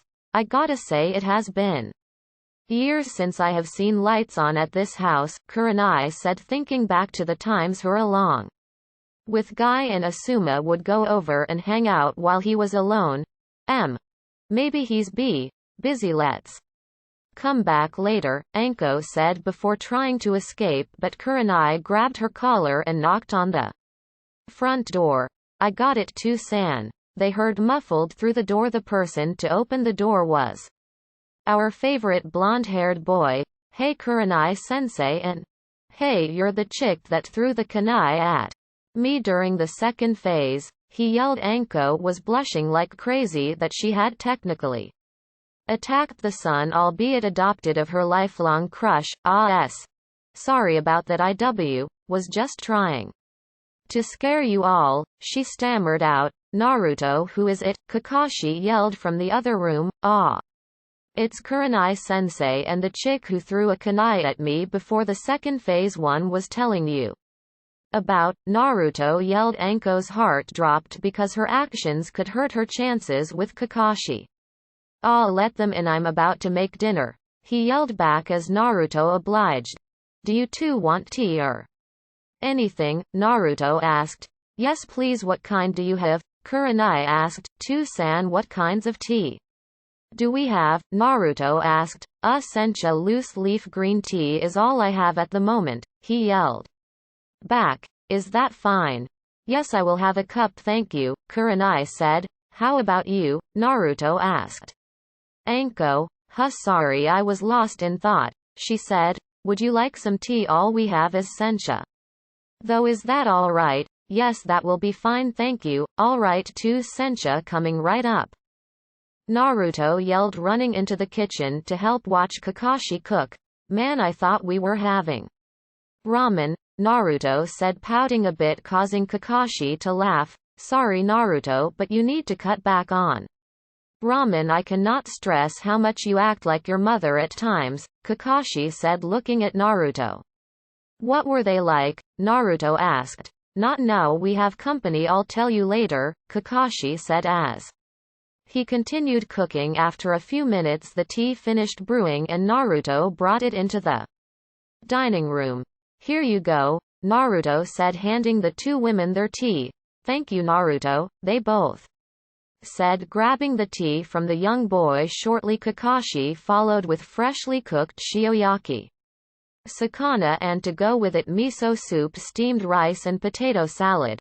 "Wow, this looks amazing. How come you never cook on missions?" Naruto asked. "Well, that is because it is imperative that you all learn to cook for yourselves. Also Hinata is a wonderful up-and-coming chef," Kakashi said. I see. "Alright, I am starving, let's dig in," Naruto said before picking up his chopsticks and clapping his hands together. "Itadakimasu, thank you for this meal," Naruto yelled before digging in. After a few stifled laughs the others joined in. They were talking for a bit when Kurenai remembered the reason she wanted to hurry over. "Hey Kakashi, may I talk to you?" she asked. Anko looked like she was gonna throw up as she was overthinking. Is she gonna try and steal him from me? No, she likes Asuma, but what if he turned her down? Would she tell me about that? Am I being a bad friend? Am I? She was dragged out of her thoughts by Naruto tapping on her shoulder. "Hey, are you alright?" he asked. Why? Yeah brat, I'm alright," she said, taking another bite out of her potato salad. "Well, I bet it's nothing, so you'll be fine. If anything, she probably realized something about me that I can't tell you unless you find out for yourself," Naruto said before going back to the kitchen for some more food. "Something about him, with Kakashi. Kakashi-kun, why did you adopt Naruto?" Kurenai asked, trying to lead into it slowly. Well, he is an orphan and I have grown attached to him lately," he said, trying to dodge the question. "Then why didn't you adopt the Uchiha? He is more powerful than Naruto. And he possesses the sharingan that you can help him with," she said. "Well, it could be due to him having the Toad contract and training under Jiraiya-sama," he said, realizing where this was going. "So you're telling me that you adopted Naruto because he is just like your former sensei? They both trained under Jiraiya-sama. They both had the Toad summoning contract. Naruto was born the night of the Kyuubi attack, which the Yondaime sealed it into a child. I knew about him and Kushina, who also happens to be an Uzumaki, and that she was pregnant," she said. "May I ask where you are going with this?" Kakashi asked, not really wanting to know the answer. "Is he his son?" Kurenai asked. "What are You talking about, of course not. What makes you say that? Kakashi said with a bead of sweat rolling down his face. You can't lie to me, Kakashi-kun, and don't make me get Guy and his mini-me to use that unbreakable genjutsu on you they have, she said. Fine, he is alright, give me anything but the sunset of youth genjutsu, he yelled. Everyone within a quarter-mile radius of the man who knew about the genjutsu shuddered at the thought of it. Well, that went better than I thought that would. Kurenai smiled, walking back to the dining room before Kakashi could recover and go back to his meal. Anko came into the room. Kakashi-kun, she said with her arm behind her back holding her other elbow. What is it, Anko-chan? He asked, standing back up after trying to cower in fear of the threat of the sunset of youth. Well, I was thinking that, never mind, she said, turning around with a massive blush on her face. Anko-chan, are you alright? He asked, reaching to place a hand on her shoulder. Eep, came out of her mouth at his touch. Sorry, he said, retracting his hand. They stood there for what seemed like an hour. Kakashi looked at her with worried eyes. If there is something wrong, Anko, see. He didn't finish as Anko swiftly turned around, kissing him even though there was his mask in between them. Her message got across to him. I love you, Kakashi-kun, she said before hearing a squeal from the other room. Why you listening, Nai-chan? Anko yelled. Well, I have been waiting years for you to get that off your chest, Kurenai said. Why, years? Kakashi was shocked at how oblivious he was, but then again, when you bury yourself into smut all the time, you do become oblivious to things. Why, yeah, she said shyly. Well then, would you like to get dinner sometime? He asked, not realizing he hasn't even touched him yet. San, you haven't even touched yours, Naruto yelled from the other room. Ah, right, Kakashi said, causing Anko to laugh. Wait a minute, how did you know I adopted Naruto? Kakashi said as that revelation just popped into his mind. Oh, we went to meet the new Hokage and saw an adoption form, and the only thing that we could make out was Hatake. And I only know of one in the whole village, Kurenai said. I see. Kakashi sweat dropped. I'll have to have a talk with Tsunade-sama about privacy. They all dug into their meals as Kakashi waited for everyone to not be looking and ate everything in one bite. How do you do that, San? Naruto asked. Do what? Kakashi asked with a smile. Eat everything in one bite all the time? That can't be healthy, I said, looking at him. Well, I am not really sure how, he said, shrugging. Time skip. Alright, you three, it is time to train. You all will be working individually on training your own styles of fighting. Sasuke, I want you to train in predicting enemy movements. Hinata, I want you to train your Byakugan's distance, and Naruto, I want you to train your ninjutsu. Kakashi said. Hi, Sensei. Sensei. Hinata and Sasuke looked at Naruto, who was now blushing before he ran off to practice his ninjutsu. Damn it, I already messed up and it hasn't even been a day yet, I thought, looking down into the nearby lake. And Naruto-kun, Hinata thought curiously. The hell was that? Thought Sasuke. Oh boy, thought Kakashi, looking at where his new son went off to. Naruto's paw. Alright, I have a couple of futon jutsu, 1 kaiten, 1 suiten, 1 doten, and technically 1 hyaten jutsu. I have no raten, mokuton, or jishin under my belt. Next thing I know, I see a tree grow instantly from nowhere in the distance. The hell? I say, knowing that the last person to be able to use mokuton was the Shodem. I went to investigate. When I arrived, I saw a man with a hitate similar to the Nidame Hokage's. Excuse me, I say, startling him. How can you do that? I ask, referring to his mokuton. Oh, that is a long story. Now why don't you tell me where you came from? He asked. Well, my team has training and I mean Kakashi-sensei wants me to train my ninjutsu as that is my specialty. I say, ah, you're one of Kakashi-senpai's genin, Kakashi-senpai, I ask, not knowing how this man knows my new father. Ah, he was my superior when we were younger, he said, smiling. Well, nice to meet you. I cut myself off not knowing his name. Ah, forgive me, I really never had a name, but I was called Tenzo once, so let's go with that, the newly named man said. Cool, I'm Naruto Uzumaki. It's a pleasure to meet you, Tenzo ni. I say, What's with the ni at the end? He asked.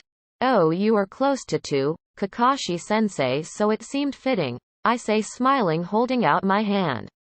Well, if Kakashi-sensei knows you, I am sure you'll have plenty of time to tell me that story of yours, right, Tenzo ni? Right, Naruto-kun. Chapter 27 Naruto's POV.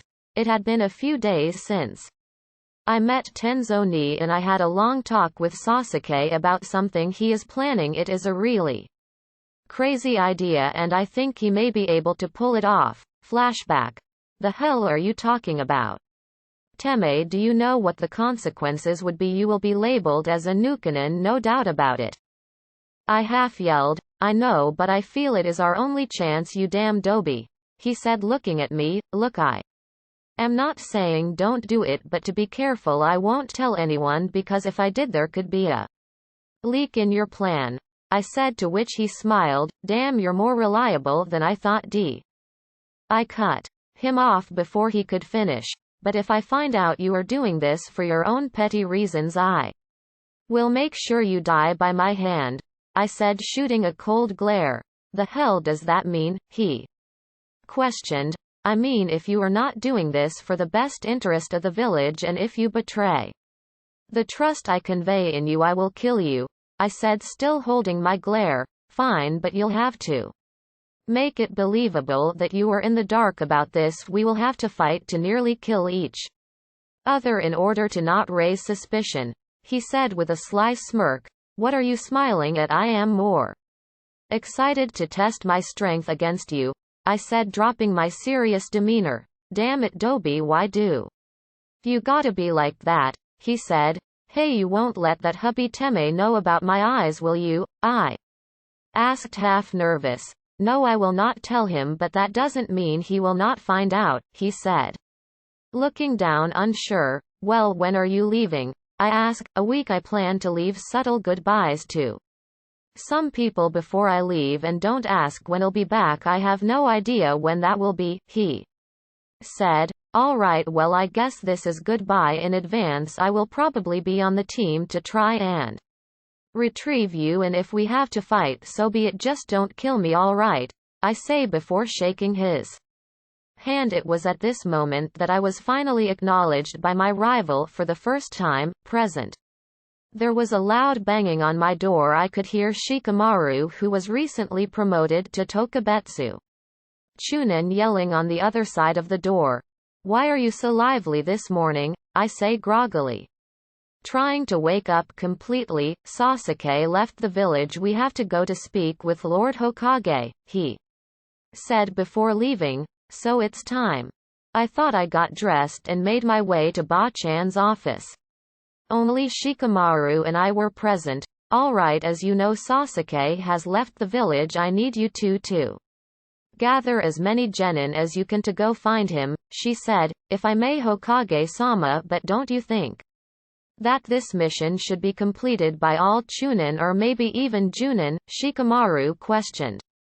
That would be ideal if we were not short-handed at the moment, and we cannot spare anyone. Therefore, you are to go and find him, she said. Any questions? She asked as silence rang out following.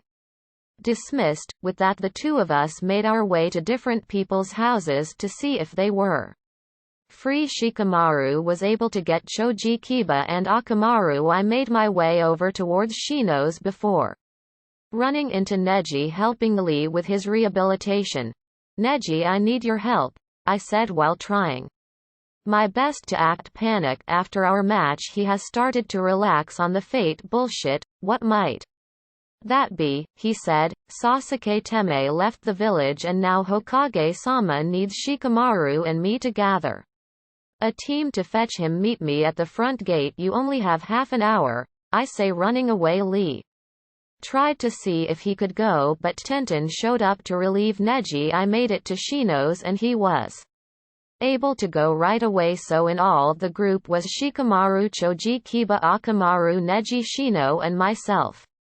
Alright, now that we are all here we need to come up with a plan. Kiba and Akamaru will take points to sniff out the enemy. I will be second in order to be able to make commands based on Kiba and Shino's findings. Shino will be third and use his Kakaichu to scour both of our flanks, allowing him to inform me of any problems. Naruto, you will follow Shino as you are probably the muscle in the group. Choji will also follow to provide Naruto some backup, then Neji will take up the rear and cover our backs with his Byakugan, Shikamaru said without skipping a beat. Any questions? Shikamaru asked. No response came and we were off.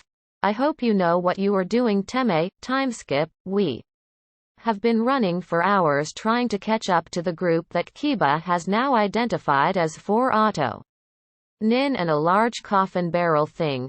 Damn it, I bet you never expected to do this, huh, Teme? I thought looking at the group we were going to try and surround them, but a large earth dome captured us all. Kiba used his clan's Gatsuga technique, causing large dents in the earth. However, the earth reformed into its prior shape. Damn it, Shikamaru said. Do that again, I said, looking at the already reformed left side and the still reforming right side. Why, it did nothing in the first place.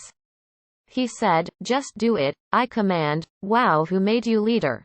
He said, readying himself. Actually I am also interested, said Shikamaru. Yeah, whatever, Kiba said before performing the jutsu again. Just as I thought, I said, looking at the walls again. I stood there and charged a Rasengan and smashed it into the wall that was still trying to reform, completely obliterating it. The hell was that? Kiba asked, looking at the powerful new jutsu in my arsenal. That is a secret, I said with a cheesy smile.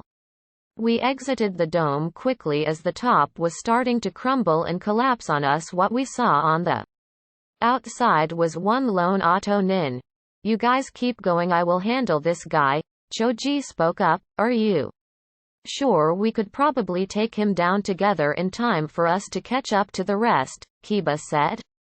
That's probably what they want us to do. I trust Choji will be able to come out victorious. Just have faith, Shikamaru commented as the rest of us agreed. Ha, like a puny little brat will be able to stop me, the rather large Auto Nin said, rushing Choji as we made a mad dash to intercept the other enemies. As we ran and caught up to the Auto Nins again and again, each group would have a member or 2 drops off after Choji. It was Neji who was left to fight a guy with 6 arms. Kiba and Shino took on the weird-looking dude that was awfully suspicious, and Shikamaru took on the flute wielder that only left me and some new arrival that took the coffin per barrel with Sasuke inside. What does Orochimaru want with Sasuke?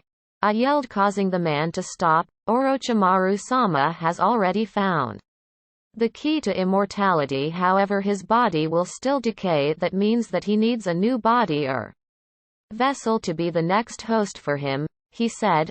That means he is just using him to make into a strong puppet that he can eventually use as his own body one day. Damn it, Teme, I really hope that you know what you are doing, I thought before the thought of my friend being used as a puppet sank in.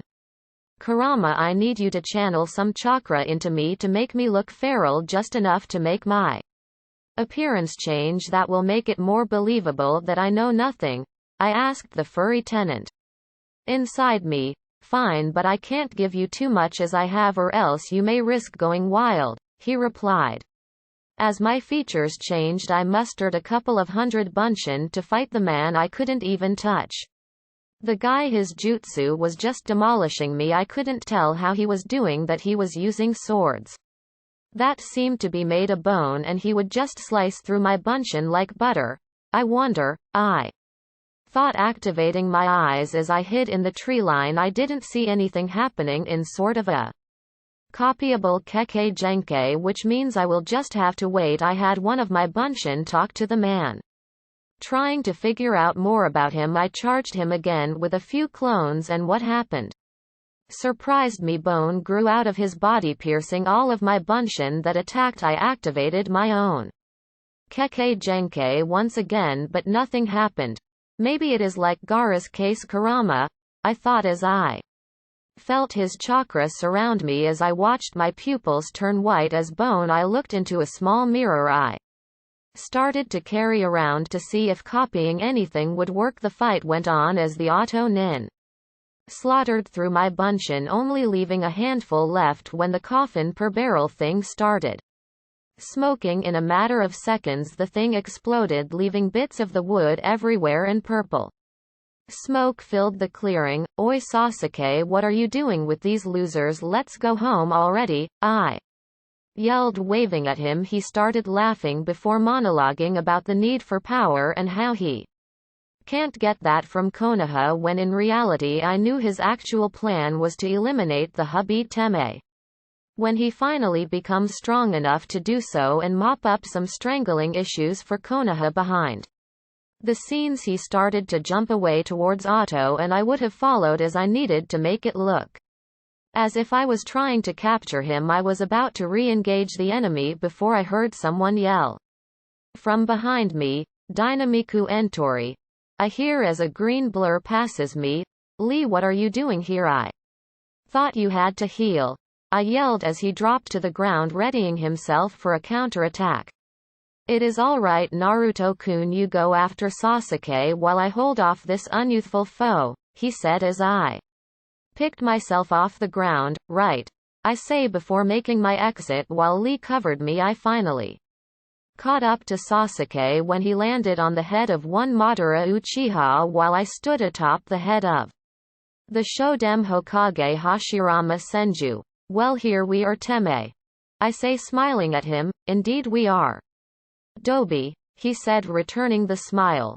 "Just don't mess me up too bad," I said, preparing for the fight.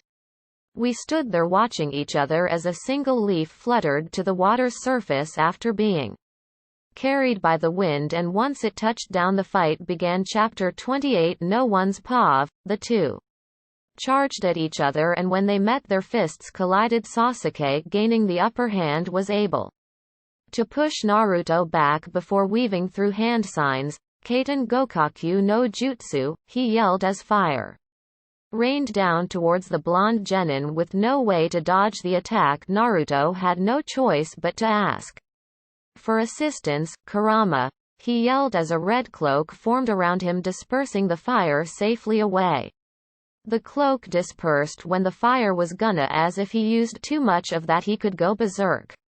Naruto started to run towards his friend when a kunai whizzed past his face. Naruto, diving behind a rock for cover, doesn't see Sasuke, readied two more kunai, throwing the first one above the rock and the second at the first to change the trajectory. The kunai buried itself into Naruto's shoulder when another torrent of fire rained down on him. Naruto stepped back while crouching to avoid the fire and performed a jutsu of his own, Futon Daitappa. A large gust of wind launched towards Sasuke, sending the shuriken that was hidden in the fire back at him. "Shit!"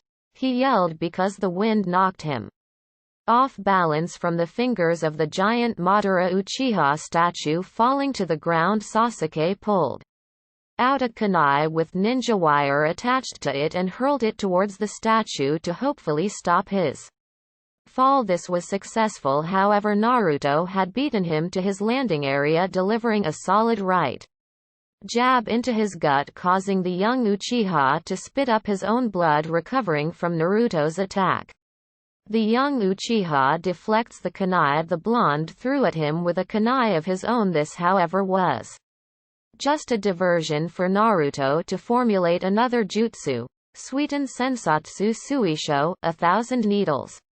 made of water arose from the lake below before swarming Sasuke. Sasuke was able to avoid most with his sharingan, but only most. He now had small needle-like holes through his arms and legs. There was nothing that could have killed him, but he would be extremely sore in the morning. Hey Teme, weren't you supposed to kick my ass? Naruto taunted before a handful of shuriken hit the log he was standing on. Naruto, not expecting this, lost his balance, crashing to the waves below. Kaiten Hosenka no Jutsu fire release Phoenix Sage fire technique, as multiple balls of fire emitted from Sasuke's mouth towards Naruto. Naruto used his natural speed to dodge the blazing orbs flying past him. Damn it, Tobi, have you been holding back all this time? Sasuke yelled, causing Naruto to stand stoically. Actually I have. I know how much. He didn't finish as Sasuke drove his lightning-covered fist through the right shoulder of the blonde boy. Naruto fell limp, only being held up by the arm protruding through him. What cough the hell T? Teme cough. Naruto said, coughing up his own blood. That's for holding back. Naruto looked up at his friend, and what he saw was the third and final stage of the Sharingan. In front of him was Sasuke Uchiha with 3 tomos in each eye. Well, cough at least yo. Your eyes cough changed again, Naruto said before his head fell backward. Sasuke diverted his attention from his comrade to the lake's surface, looking at his own reflection. Seeing the eyes, he smirked. Now I can finally stand up to that murder, Sasuke thought with venom. An evil smirk was evident on his face. Sasuke's attention from his thoughts was interrupted by what sounded like boiling water. Before he could turn, Sasuke was punched to the complete opposite side of the lake. When he was able to recover from the monstrous strike, he saw his friend standing with an orange hue to him. The wound on his shoulder seemed to be completely healed as well. What the hell? Sasuke yelled in surprise, completely forgetting what happened in Nami no Kuni at the moment. That wasn't very nice, Sasuke, Naruto yelled, and in the blink of an eye Naruto was already in Sasuke's face, giving a devastating uppercut, sending him almost as high as the heads of the 2 creators of Konohagakure. Looking down at the valley, the destruction they had caused was actually fairly minimal. He looked down, seeing his orange illuminated friend waiting for him to crash down. Sasuke then decided to try something. Black markings began emitting from his shoulder in the shape of small flames. Naruto, noticing this, quickly jumped towards his friend, thinking something wrong happened, but when he reached the now falling boy, he was met with an axe kick to the top of his head, sending him tumbling down to the very bottom of the lake. An insane amount of water plumed upwards from the force, engulfing the young Uchiha and dragging him down a bit faster. Sasuke lands on the surface of the lake as Naruto's body floated to the surface. Is it over? Sasuke asked, seeing the blonde turn his head towards him. Naruto, who was barely able to move, just nodded before slipping to the dark abyss. That is unconsciousness. Time skip.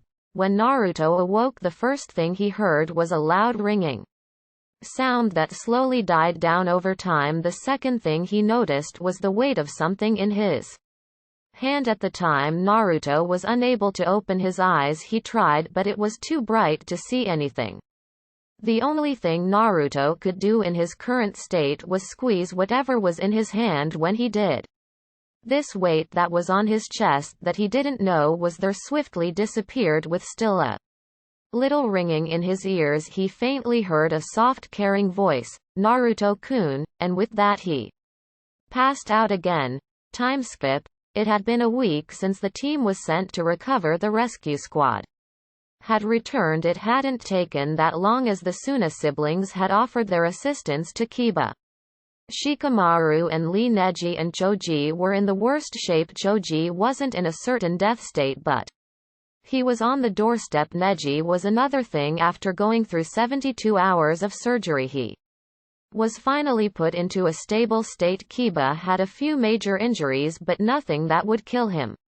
Shikamaru actually was barely touched at all, and Lee was also fine. Naruto was unconscious for the whole week, only waking on the third day and squeezing the hand of Hinata Hyuga before slipping into another unconscious state on the seventh day. However, Naruto woke up to a familiar feeling, Naruto's pav.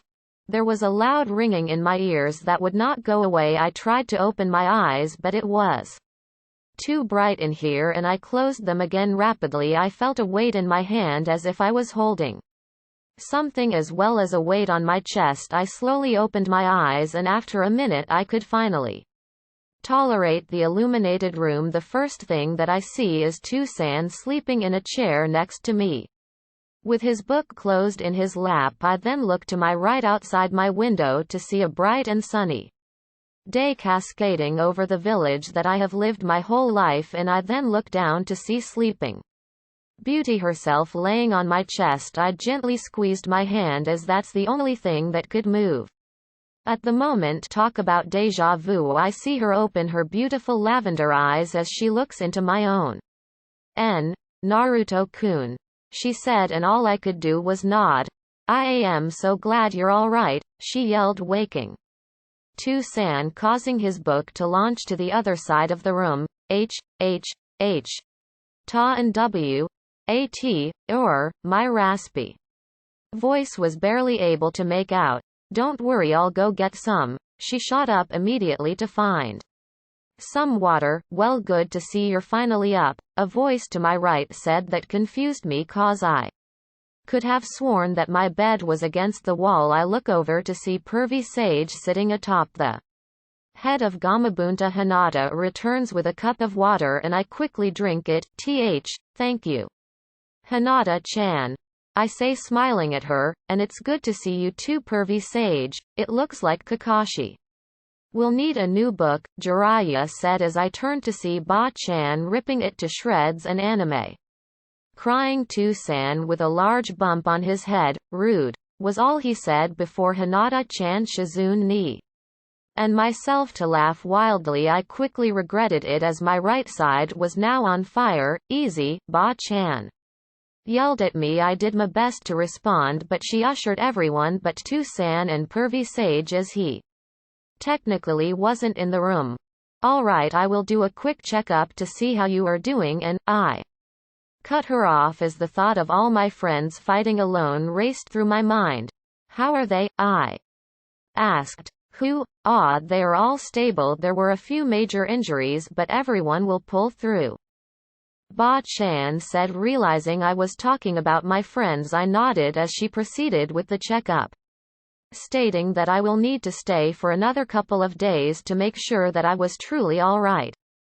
Alright, I guess it is my turn to speak, pervy Sage said before continuing. He also climbed in, placing a privacy seal on the room. With your permission, Tsunade, I'm Kakashi-kun. I want to take Naruto on a training trip for 3 years to prepare him for the fight against the Akatsuki, he said, causing me to jump. 3 years? I thought, who's to say that they are not going to attack sooner? I mean Itachi, who I presume is a member, and his partner Kisame Hoshigaki already attacked him. Under your care, Kakashi stated. I have insider info that they are planning on laying low for the next 3 years to accumulate funds and possibly materials for their operation, pervy Sage countered. I don't know, and since he has those eyes, how will you train his abilities, since the only Hyeten and Mokuton users are here in Konoha?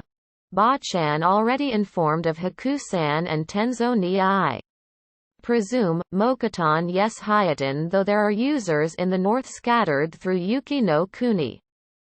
Jiraiya stated, we will be leaving in a month, and in that time I recommend you train under the Mokuton user to practice with them as well as the Hyeten user. Hell, maybe it would be beneficial to bring the Hyeten brat, as I know that their Hyeten abilities are limited, said Jiraiya. That might be a stretch.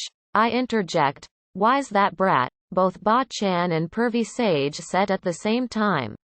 Weird, but if Haku-san is to go then Zabuza-san also will have to go, and I don't know about you but I feel dragging a Nukanin around will draw in unwanted attention. I mean, we can try to ask him if he will let Haku join us, but I doubt he will allow it, I say, causing Tusan to agree. Well, it won't matter if the two of you say no. Kakashiheim, Jiraiya reaffirms, I will allow it, however he will make the final decision. Ba-chan said before sitting down, what about Hinata? I can't have a one-manned team under my belt, Tusan said looking at Ba-chan. Excellent question. I actually was planning on training Sakura Haruno and Ino Yamanaka in Iryo Ninjutsu medical ninjutsu. I could offer my training to Hinata while I am in the works of creating a school for Iryo Ninjutsu. I plan on having one Iryo Nin per squad mandated by the end of the year, but it will be done when you get back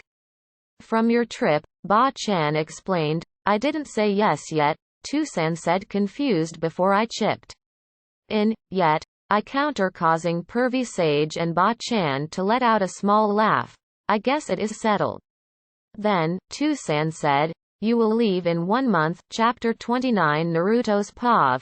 It had been almost the full month since Sasuke left the village. In that time I was able to learn from both Haku-san and Tenzo ni Haku-san taught me certain kill ice spears Hisatsu Hyoso as well as the basics for the demonic mirroring ice crystals. Makio Hyosho Tenzo taught me the wood clone technique Moku Bunshin no Jutsu as well as the basics for the great forest technique Daijurin no Jutsu and Nativity of a World of Trees Jukai Koten. He learned that after watching the Shodem fight against Gigi and finding the hidden scroll for the technique. I am nowhere near perfect with these jutsu and I know it'll take me a few months to get down. I learned some other jutsu as well, like Sasuke's Phoenix Sage Fire Jutsu, Hosenka no Jutsu. Anyway, I have another couple of days before I have to leave with Pervy Sage for our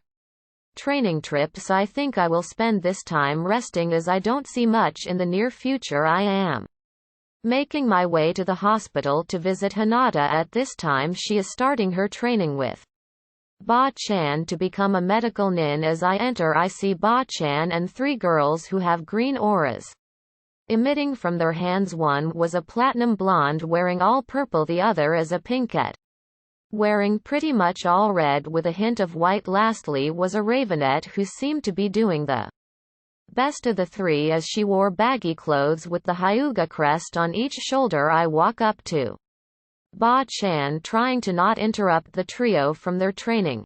Hey Ba-chan, how are you today? I say with a million-watt smile. Naruto, I told you not to call me that, but I am doing fine, thank you for asking, she replied. So I guess this is probably the last chance you will get to see them minus Hinata though. Alright, that's enough for today, Ba-chan said to the 3 girls. They all turned to see me and Hinata's eyes pretty much bulged out of her head.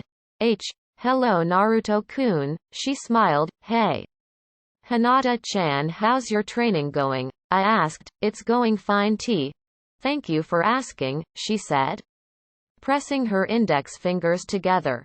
Hey, you wanna go do something today? I asked her. Like what? She asked in return. Anywhere, I said as she thought for a second before replying. I can't think of it. Anywhere you pick, she said as a small blush reached her face. I know just the place. I need to get it ready though, so meet me at the Hokage's tower in a few hours, let's say 3, I say. Before she nods agreeing to the plan. Great, I'll see you then, I say running home to ask Tusan for some help. Once I am home I barge through the door to see Anko-san and Tusan slow dancing to some music he is playing on a record. Was the only noise I made as the 2 looked at me. Hey there brat, Anko said with a slight stutter. Hey Anko-san, I am sorry to do this but I need Tusan's help, I say, grabbing him and dragging him to the kitchen. Hey, he said in surprise. We make it to the kitchen before he rips his arm out of my grasp. What was that for? He said, looking at me. Look, you can find me a new Ka-san while I am gone. I need help making some food for a picnic, I say as the man blushes so much that I can see it through his mask. How is that possible? No idea, Kit, no idea, Kurama said before I shook it off. Ah, and you want something other than instant ramen, I presume? He asked as he gained his composure back. Why? Yes, I say with a blush. Ah, does the brat have a date? Anko said, walking into the kitchen, probably hearing everything. No, it's not a date. I say, knowing full well that my face is bright red. Yeah, keep telling yourself that, she said before turning to Tsunade to help cook. Alright, now what should I make? I corrected. Before thinking of a dish to eat. I think I have an idea, he said before grabbing a fishing rod from a closet and heading out. After about 30 minutes he returned with 4 fish and began to prepare them. Tsunade then began to cook the fish with a wide assortment of different ingredients that I could not identify. By the time he was done cooking 3 fish, he had me try the last one. Little does he know that I only made instant ramen for a reason. Well, that didn't go well. A now covered in black ash Anko. Yeah, I think I see why you only went with instant ramen, Naruto, Tsunade said, looking down at me. I look at the time and realize that I am about to be late. I grab a basket and load up all the food that was made, including the riverfish Munier rice, a thermos full of green tea, 2 cups, 2 plates, and a blanket to sit on. I ran out as fast as I could without ruining the meal and made it just on time to meet Hinata-chan. Hey Hinata-chan, I yelled, getting her attention as I approached. Hello Naruto-kun, she said. I hope you're hungry, I said, holding the basket up. I am a little, she said before her stomach growled loudly, causing a massive blush to cascade over her face. Alright, let's go then, I said, grabbing her wrist. Gee, go where? Naruto-kun, she said, and all I did was point to my father's head made of stone. I could see that she was a tad bit nervous about my choice, but I guarantee she will be amazed by the view. Boy, was I right. When we made it to the top of my father's stone face, I had her close her eyes even though they were closed the whole time. Alright, are you ready? I asked, facing her towards the setting sun, which leads straight down the main road of Konoha and the main gate. 3, 2, 1, I say before she reluctantly opens her eyes. She was in instant awe at the sight before her. This is beautiful, she said, looking at the setting sun even more. I knew you'd like it. Whenever I feel down or want a break from all the harassment from the villagers, I would come up here, I said, pulling the blanket out and laying it down. We both sat down as I passed her a plate and a cup with her food and tea. She took one bite and was amazed again. Naruto-kun, did you make this? She asked while I rubbed the back of my head sheepishly. Well, I tried to make it, but I ended up creating charred fish to saw. I mean, Kakashi-sensei made it when I asked him for help. I said with a nervous laugh. Naruto-kun did. You just call Kakashi-sensei Tsunade? She asked, causing me to smile a little. Yeah, a little. While ago he actually adopted me as his own son, I said with a smile and a tear running down my cheek. She pulled out a handkerchief and whipped the tear away before blushing like crazy. Hey Hinata-chan, do you remember the second phase of the Chunin exams? I asked, remembering what she said to me. Her face went bright red while she looked away in a way to dodge the question. I guess she did not, however, making me continue. I remember you telling me that you loved me, but something was missing that day, I said, looking at her now questioned look. What was missing from that day was a reply, I said as her face grew even redder. Why, you don't have to do that, she said as she tried to hide her tears. Hey. I say, trying to get her to look back at me, but she just keeps looking away. She was holding her sobs when I spoke again. Hinata-chan, how am I supposed to tell the girl in front of me that I love her when she won't even look at me? I say. She turns to look at me on a dime, before lunging herself at me, wrapping her arms around my neck and bringing me into an inescapable embrace. I wrapped my arms around her as tears streamed down her face. I am sorry for not telling you sooner with the trip and all coming up, I said, holding her more tight. Maybe I could go with you, she said, nuzzling her face into the crook of my neck. I don't think that will be possible. You have to stay here and train in your clan's techniques as well as your medical ninjutsu. If you were to go with us, that will only hurt you in the long run, I said, holding her tighter to me now. I will wait for you, she said, pushing away and looking at me with teary eyes. I closed my eyes and looked down before raising my head and speaking. Unless you really want to wait for me, then go for it, but if someone else comes into your lee. I couldn't finish as I felt something pressed against my lips. I opened my eyes to see that Hinata is extremely close, and that's when I finally realize what is happening. She is kissing me, I thought, before melting into it. She backs away before speaking again. I will wait for you, Naruto-kun, she said with a million-watt smile. Thank you, Hinata-chan, I said as we continued our meal and laughed as we reminisced about past events. The next day comes around and I am standing at the front gate waiting for Pervy Sage to get here when 3 familiar faces walk up. To Sanba-chan. Hinata-chan, I stutter out, seeing her. This will be the last time I see her in 3 years. This is gonna suck, I thought. Hey to-san, if you and Anko-san do end up getting married, I will hunt you down if you have a ceremony without me, I say, with a smile causing the man to blush through his mask again. Really? Ba-chan questioned, looking at the flustered Junin with a devious smile. I understood, he says, slouching in embarrassment. Well, I don't see your boyfriend either, Ba-chan, I said, smiling at her, causing her to become flustered as well. So you do like Pervy Sage, I said, smiling. Oh shut it, brat, I don't see you with anyone, she shot back, causing me to smile and grab Hinata's hand, and smiling, Hinata let out an eep, still not used to the affection. How was the fish?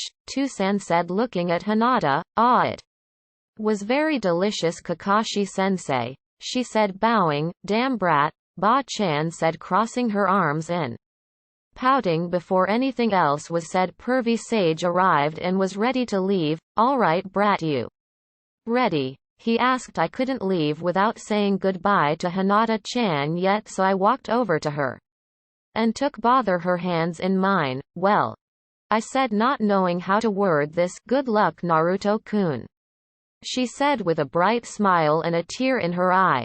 I'll be back before you know it, I say with a smile of my own.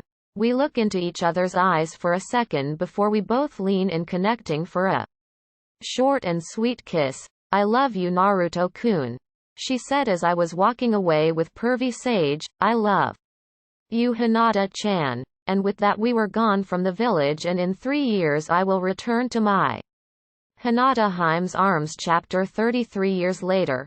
Hey Pervy Sage, where are we heading now? I ask, looking at the man who has been with me for the past 3 years. Home, was all he said, and without hesitation I jumped for joy.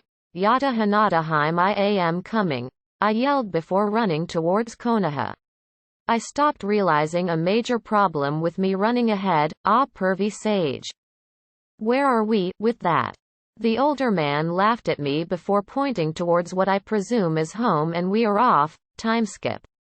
I stepped inside the gates that guarded me all those years ago and saw Kotetsu and Azumo sleeping in the guard's post. I walked over to them and yelled, waking the duo, you know, if one of you is gonna Sleep. The other should stay up at that time, I say, causing them to jump, look between each other, and in unison they spoke. Kotetsu, Azumo, you weren't supposed to fall asleep. Pervy Sage and I started dying before they got a good look at me. Whoa, is that you, Naruto? They asked, which I gave off a million-watt smile.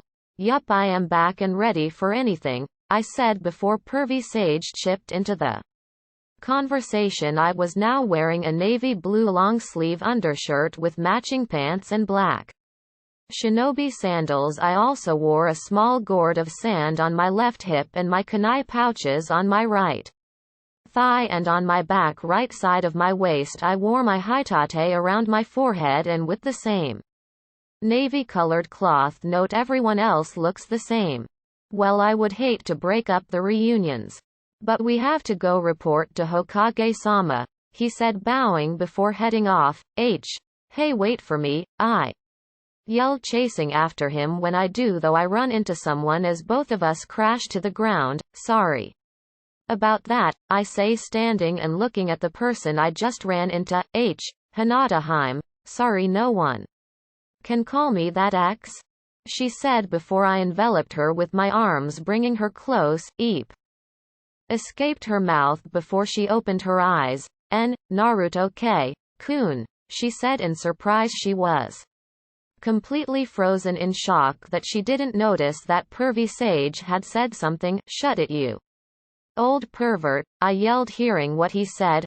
Is that really you? She asked, and I nodded before I could do anything else. Her lips met mine for a second before she backed away. I've missed you, Naruto-kun, she said, blushing wildly. I've missed you as well, Hinata. Her smile grew as she heard me call her name again.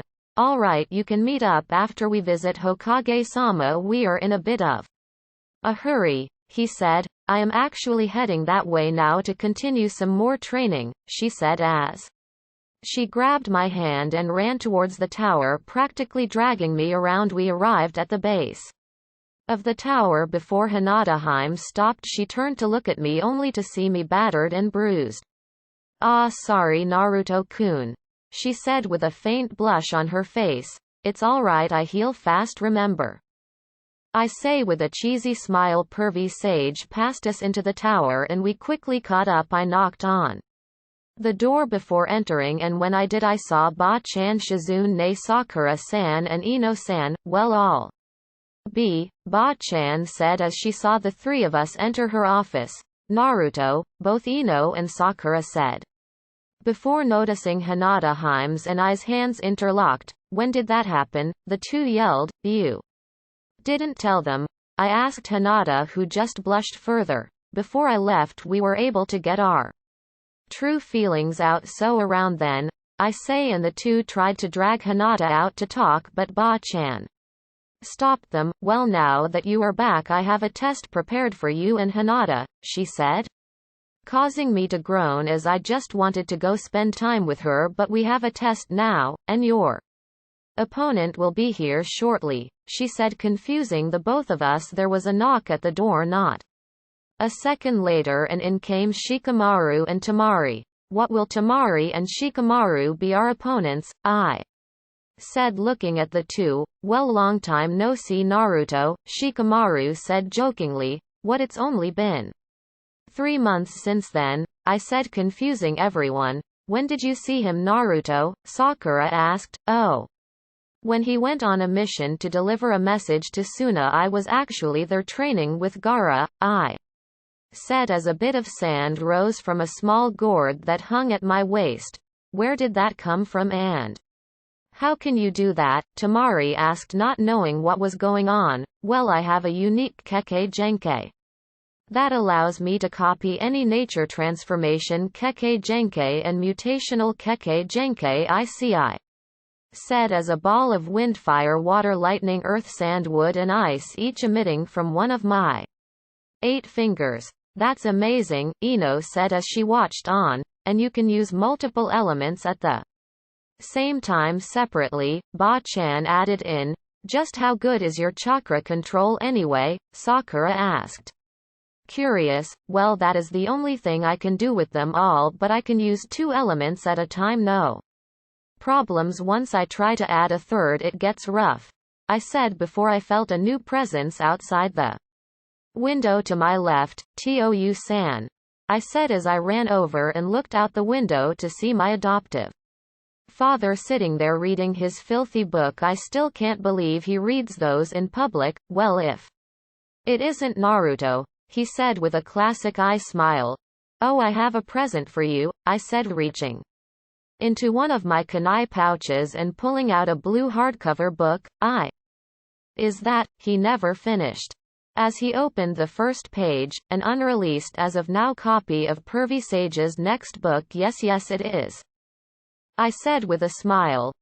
I'll be back. I'll meet you at the training grounds we used all that time ago. At 5:30 inches, he said before running off. All right, 8:30 noted, I said, knowing how he will be. I hopped back into the window to see Tamari looking at me like she had a question. Yes, Tamari, I said to her, causing her to jump. It's just that, did you get the magnet release from Gaara? She asked. Yeah. I actually copied it at the Chunin exams all that time ago, I said, scratching the back of my head. Really, that long ago? She said, shocked. Well, I never was able to use it until I had Gaara help me out with it a little while ago, I said, plopping down in a chair. All right, then Hinata, you do not have to train today as you have a date, I presume, Ba-chan said, causing me to smile and Hinata to blush. Hi Hokage-sama, she said as I took her hand and ran off. Naruto-kun, she yelled as I readied to yell back. I started to laugh before I stopped dead in my tracks. I felt a presence I have been dreading for about 3 years now. Hiyashi-sama, I said before Hinata could say anything. Her father rounded the corner just in time for him to see Hinata and I's hands interlocked. Hinata, would you care to explain? He said as I began to sweat slightly. Hi-to-sama, she said with a nervous face adorned on her face. We followed her father to the Hyuga compound until the guards halted me, forbidding my entry. That is, until Hiyashi overruled their decision allowing me entry into the compound. We reached his office and he urged me to take a seat, which I had done, and asked Hinata to go make some tea for the 3 of us also know, as he was gonna give me the talk every father of a young woman would do. Now then, he said as he looked away only to turn and sit with his Byakugan active. I am going to ask you a series of questions and there is no use lying, as I can see your beating heart. I will see the fluctuations with my eyes when you lie. Are we understood? He said I did not want to be disrespectful and just nodded. Hi Hiyashi-sama, was all I said. First question, why were you holding my daughter's hand? He said. Okay, an easy one. Wait, not easy, I thought before giving off a sigh. I was holding her hand as we started talking a long time ago and I haven't seen her in a long time, I said, giving a somewhat vague answer. That's correct, you just got back from a training trip with Jiraiya-sama, haven't you? He asked. Hi Hiyashi-sama, I did, I replied. Now speaking of Jiraiya-sama, are you aware of his habits? I know what his habits are. Doesn't mean I am like him, though. Wait for just a second. Hi, I am fully aware of his habits and I am not a fan of them. They would always get in the way of my training, I say, hoping that answer would satisfy the Hyuga head. Now what are your intentions with my daughter? There is the all-important question. What are my intentions? He looked at me as I thought about my response and I found the perfect one. I see your daughter as the sun in my life. I have had nothing but storms in my life. No one cared if I were to drop dead on the streets. Hell, they even encouraged it at times. I see your daughter as the light that shines through the clouds, no matter how dark and stormy they are. So my intention with your daughter is to care for and cherish the one person who sees me as Naruto.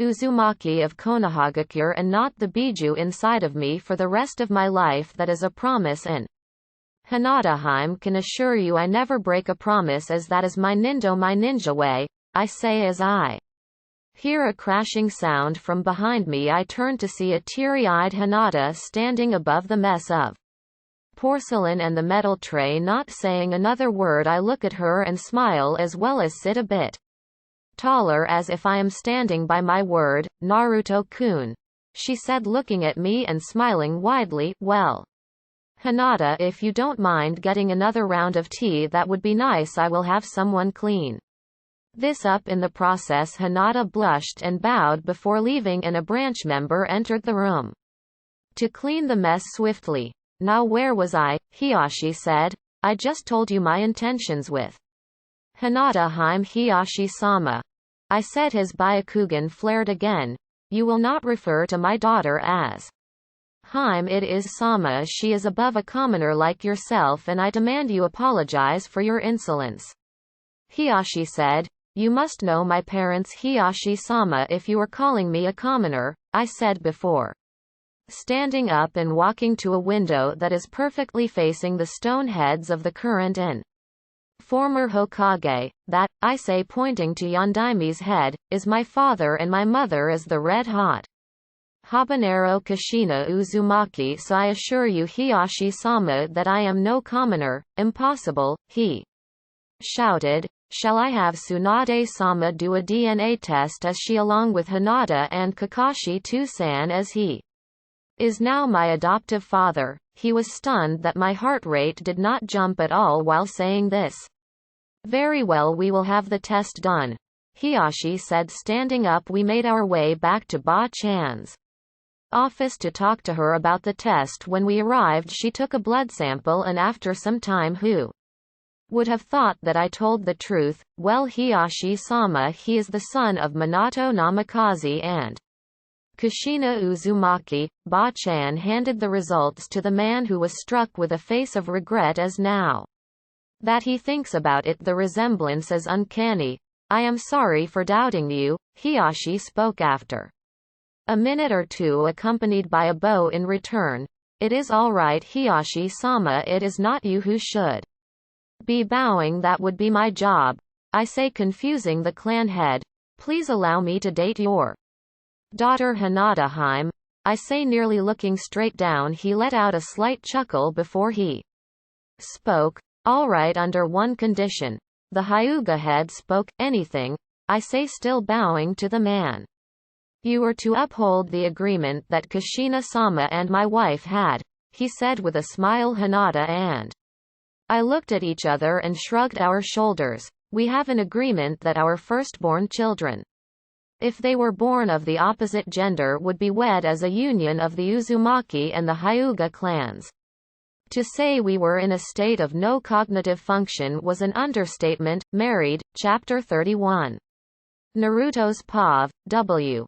What do you mean married? I said, looking at the man. Well, the agreement stated that once both of you are 18 years of age or both reach the rank of chunin, then a wedding between the two of you shall be held. Hiyashi spoke. I looked over to Hinata, who was looking at her father, jaw open and a face covered in a red blush. When was this agreement made? I asked the Hyuga head. It was made once Hinata's mother and I became engaged, was all he said, still looking at Hinata. Her expression didn't change, however. She was not looking back at me. Well, Hinata-chan. What do you think? I asked as she tried to collect her thoughts. I don't like it, she said, stunning most people in the room. That is, till she spoke again. I don't want to marry Naruto-kun.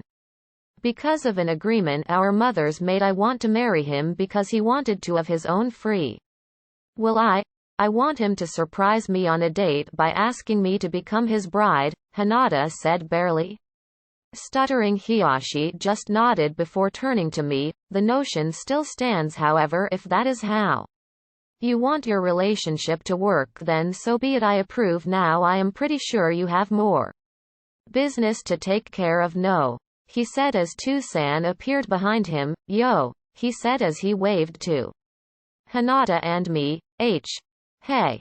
I say sheepishly, looking away from him. What did I miss? Is my mask crooked? He said, but then he muttered something that I didn't expect. Damn it, I told Anko not to fool around too much, he mumbled, but I picked up on it. Oh, how is my ka-san to be? I say with a smirk, causing the silver-haired Junin to jump a little. Fine, he said, turning around, ready for training. Good, he said before he shunshined away. Well, Hinata-chan, are you ready? I said, taking her hand. She nodded, and we made our way to training ground 7, slowly enjoying each other's company.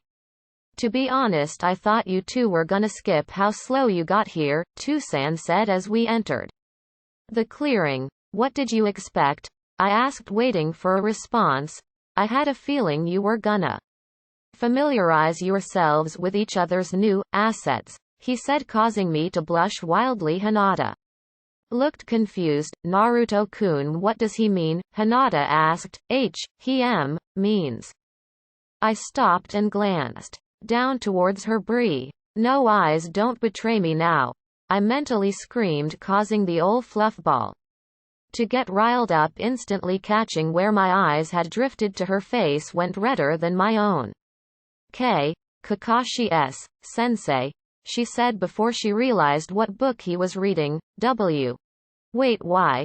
You've been reading Smut all this time? Hinata said, stunned. Tusan just nodded and put his book away and raised his Hatake, revealing his sharingan. He then pulled out the 2 bells that he had all those years ago. Your goal is the same as last time. Take the bells, you pass, otherwise you fail. However, I know that I won't be able to read this time. Now He didn't finish, as I already finished. Hand signs, Kaiten Gokaku no Jutsu. A large fireball shot out of my mouth towards Tusan. The fireball wizard past him, causing him to jump in front of a strike from Hinata's Juken. This was a mistake, I heard him say as he ran away a bit, trying to avoid our onslaught. The entire time Tusan was on his heels as I performed more hand signs. Suiten Suiryuden no Jutsu, water style, water dragon bullet. Water rose from the atmosphere, causing Tusan's eyes to widen. That's, I heard from above. After the jutsu ends, I look up to see Ba-chan and Pervy Sage watching. I was about to say something as I saw something sparking off into the distance, and in a second a dog made of lightning rushed me. Futon Shinkyuken wind-style vacuum sword. I slash the electric beast down as Hinata lands a Juken to Tusan, sending him flying backward. Hinata ran up to check if he was okay, but when she got there, the man puffed away. Cage Bunshin. I heard her yell before I saw her flying back towards me. I caught her and held her around her waist close to me. She blushed a bit, realizing how close we are. You know it is bad to have your attention drawn towards each other, I heard from above. I smirked as my own Cage Bunshin dropped down, and they all yelled, Kaiten, Suiten, Doten, Futon, Raten Goton. Darenden no Jutsu, great combo technique. A stream of each element shot towards our sensei. 1-4. Each element, the water mixed with the lightning as the wind and fire mixed to create a torrent of flames. The jutsu hit as Tusan slipped into the ground with the Doten Shinju Zanshu no Jutsu double suicide decapitation technique. Well, that'll hold him off for a second, I said, smiling at the Byakugan princess still in my arms. I love you, Hinata-chan, I said as the setting sun glistened off her face, illuminating her eyes. Wah, she said as she obviously had not expected that. What?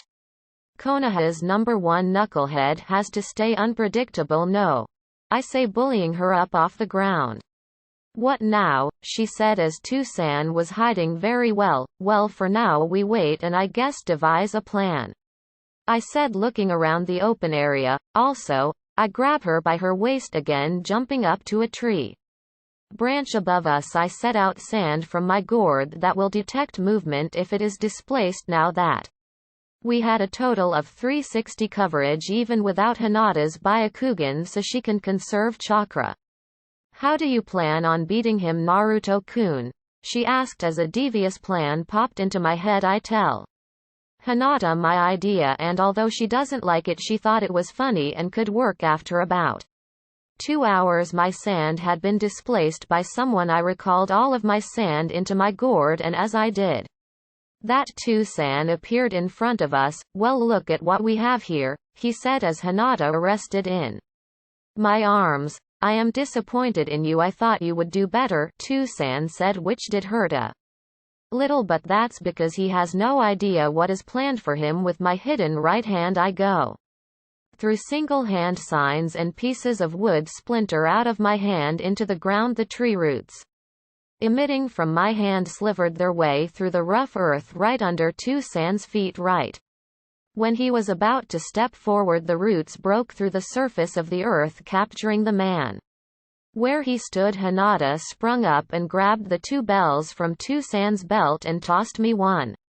Well, that just happened, he said as the roots retreated back into my hand. Well, we had a plan to ruin the ending of the new book I gave you, but Hinata-chan liked this plan better. You should thank her, I said with a smile as he sheepishly thanked her, to which she giggled and said it was no problem at all. As we walked away from the training ground, I walked with Hinata-chan towards Ichiraku's and had my favorite ramen. We decided that we would have a walk in the park afterward. During the walk we got odd looks from most people, which caused Hinata to feel uneasy. Hey, it's alright, I am used to it, I said, looking forward and squeezing my hand. It's not alright, they treat you so terribly and yet you do so much for them. I wonder at times how you do it sometimes, Hinata said, looking up at me and stopping. It's just that in order for me to protect the precious people, I also need to know how to protect everyone, I say as I look up at the now starry night. I love you, Naruto-kun, she said, wrapping her arms around me. I love you too, Hinata. She looked at me with a large smile at the new nickname. After we left the park, I walked her home the next morning. News from Suna came rather abruptly. I woke up to a loud bang, and when I wake up I see Tsunade swiftly getting ready with Anko behind him, only covering herself with a blanket. Naruto, get up, we have an urgent mission. The cage was kidnapped, and cut. Next part in 1 to 3 days. BYEE.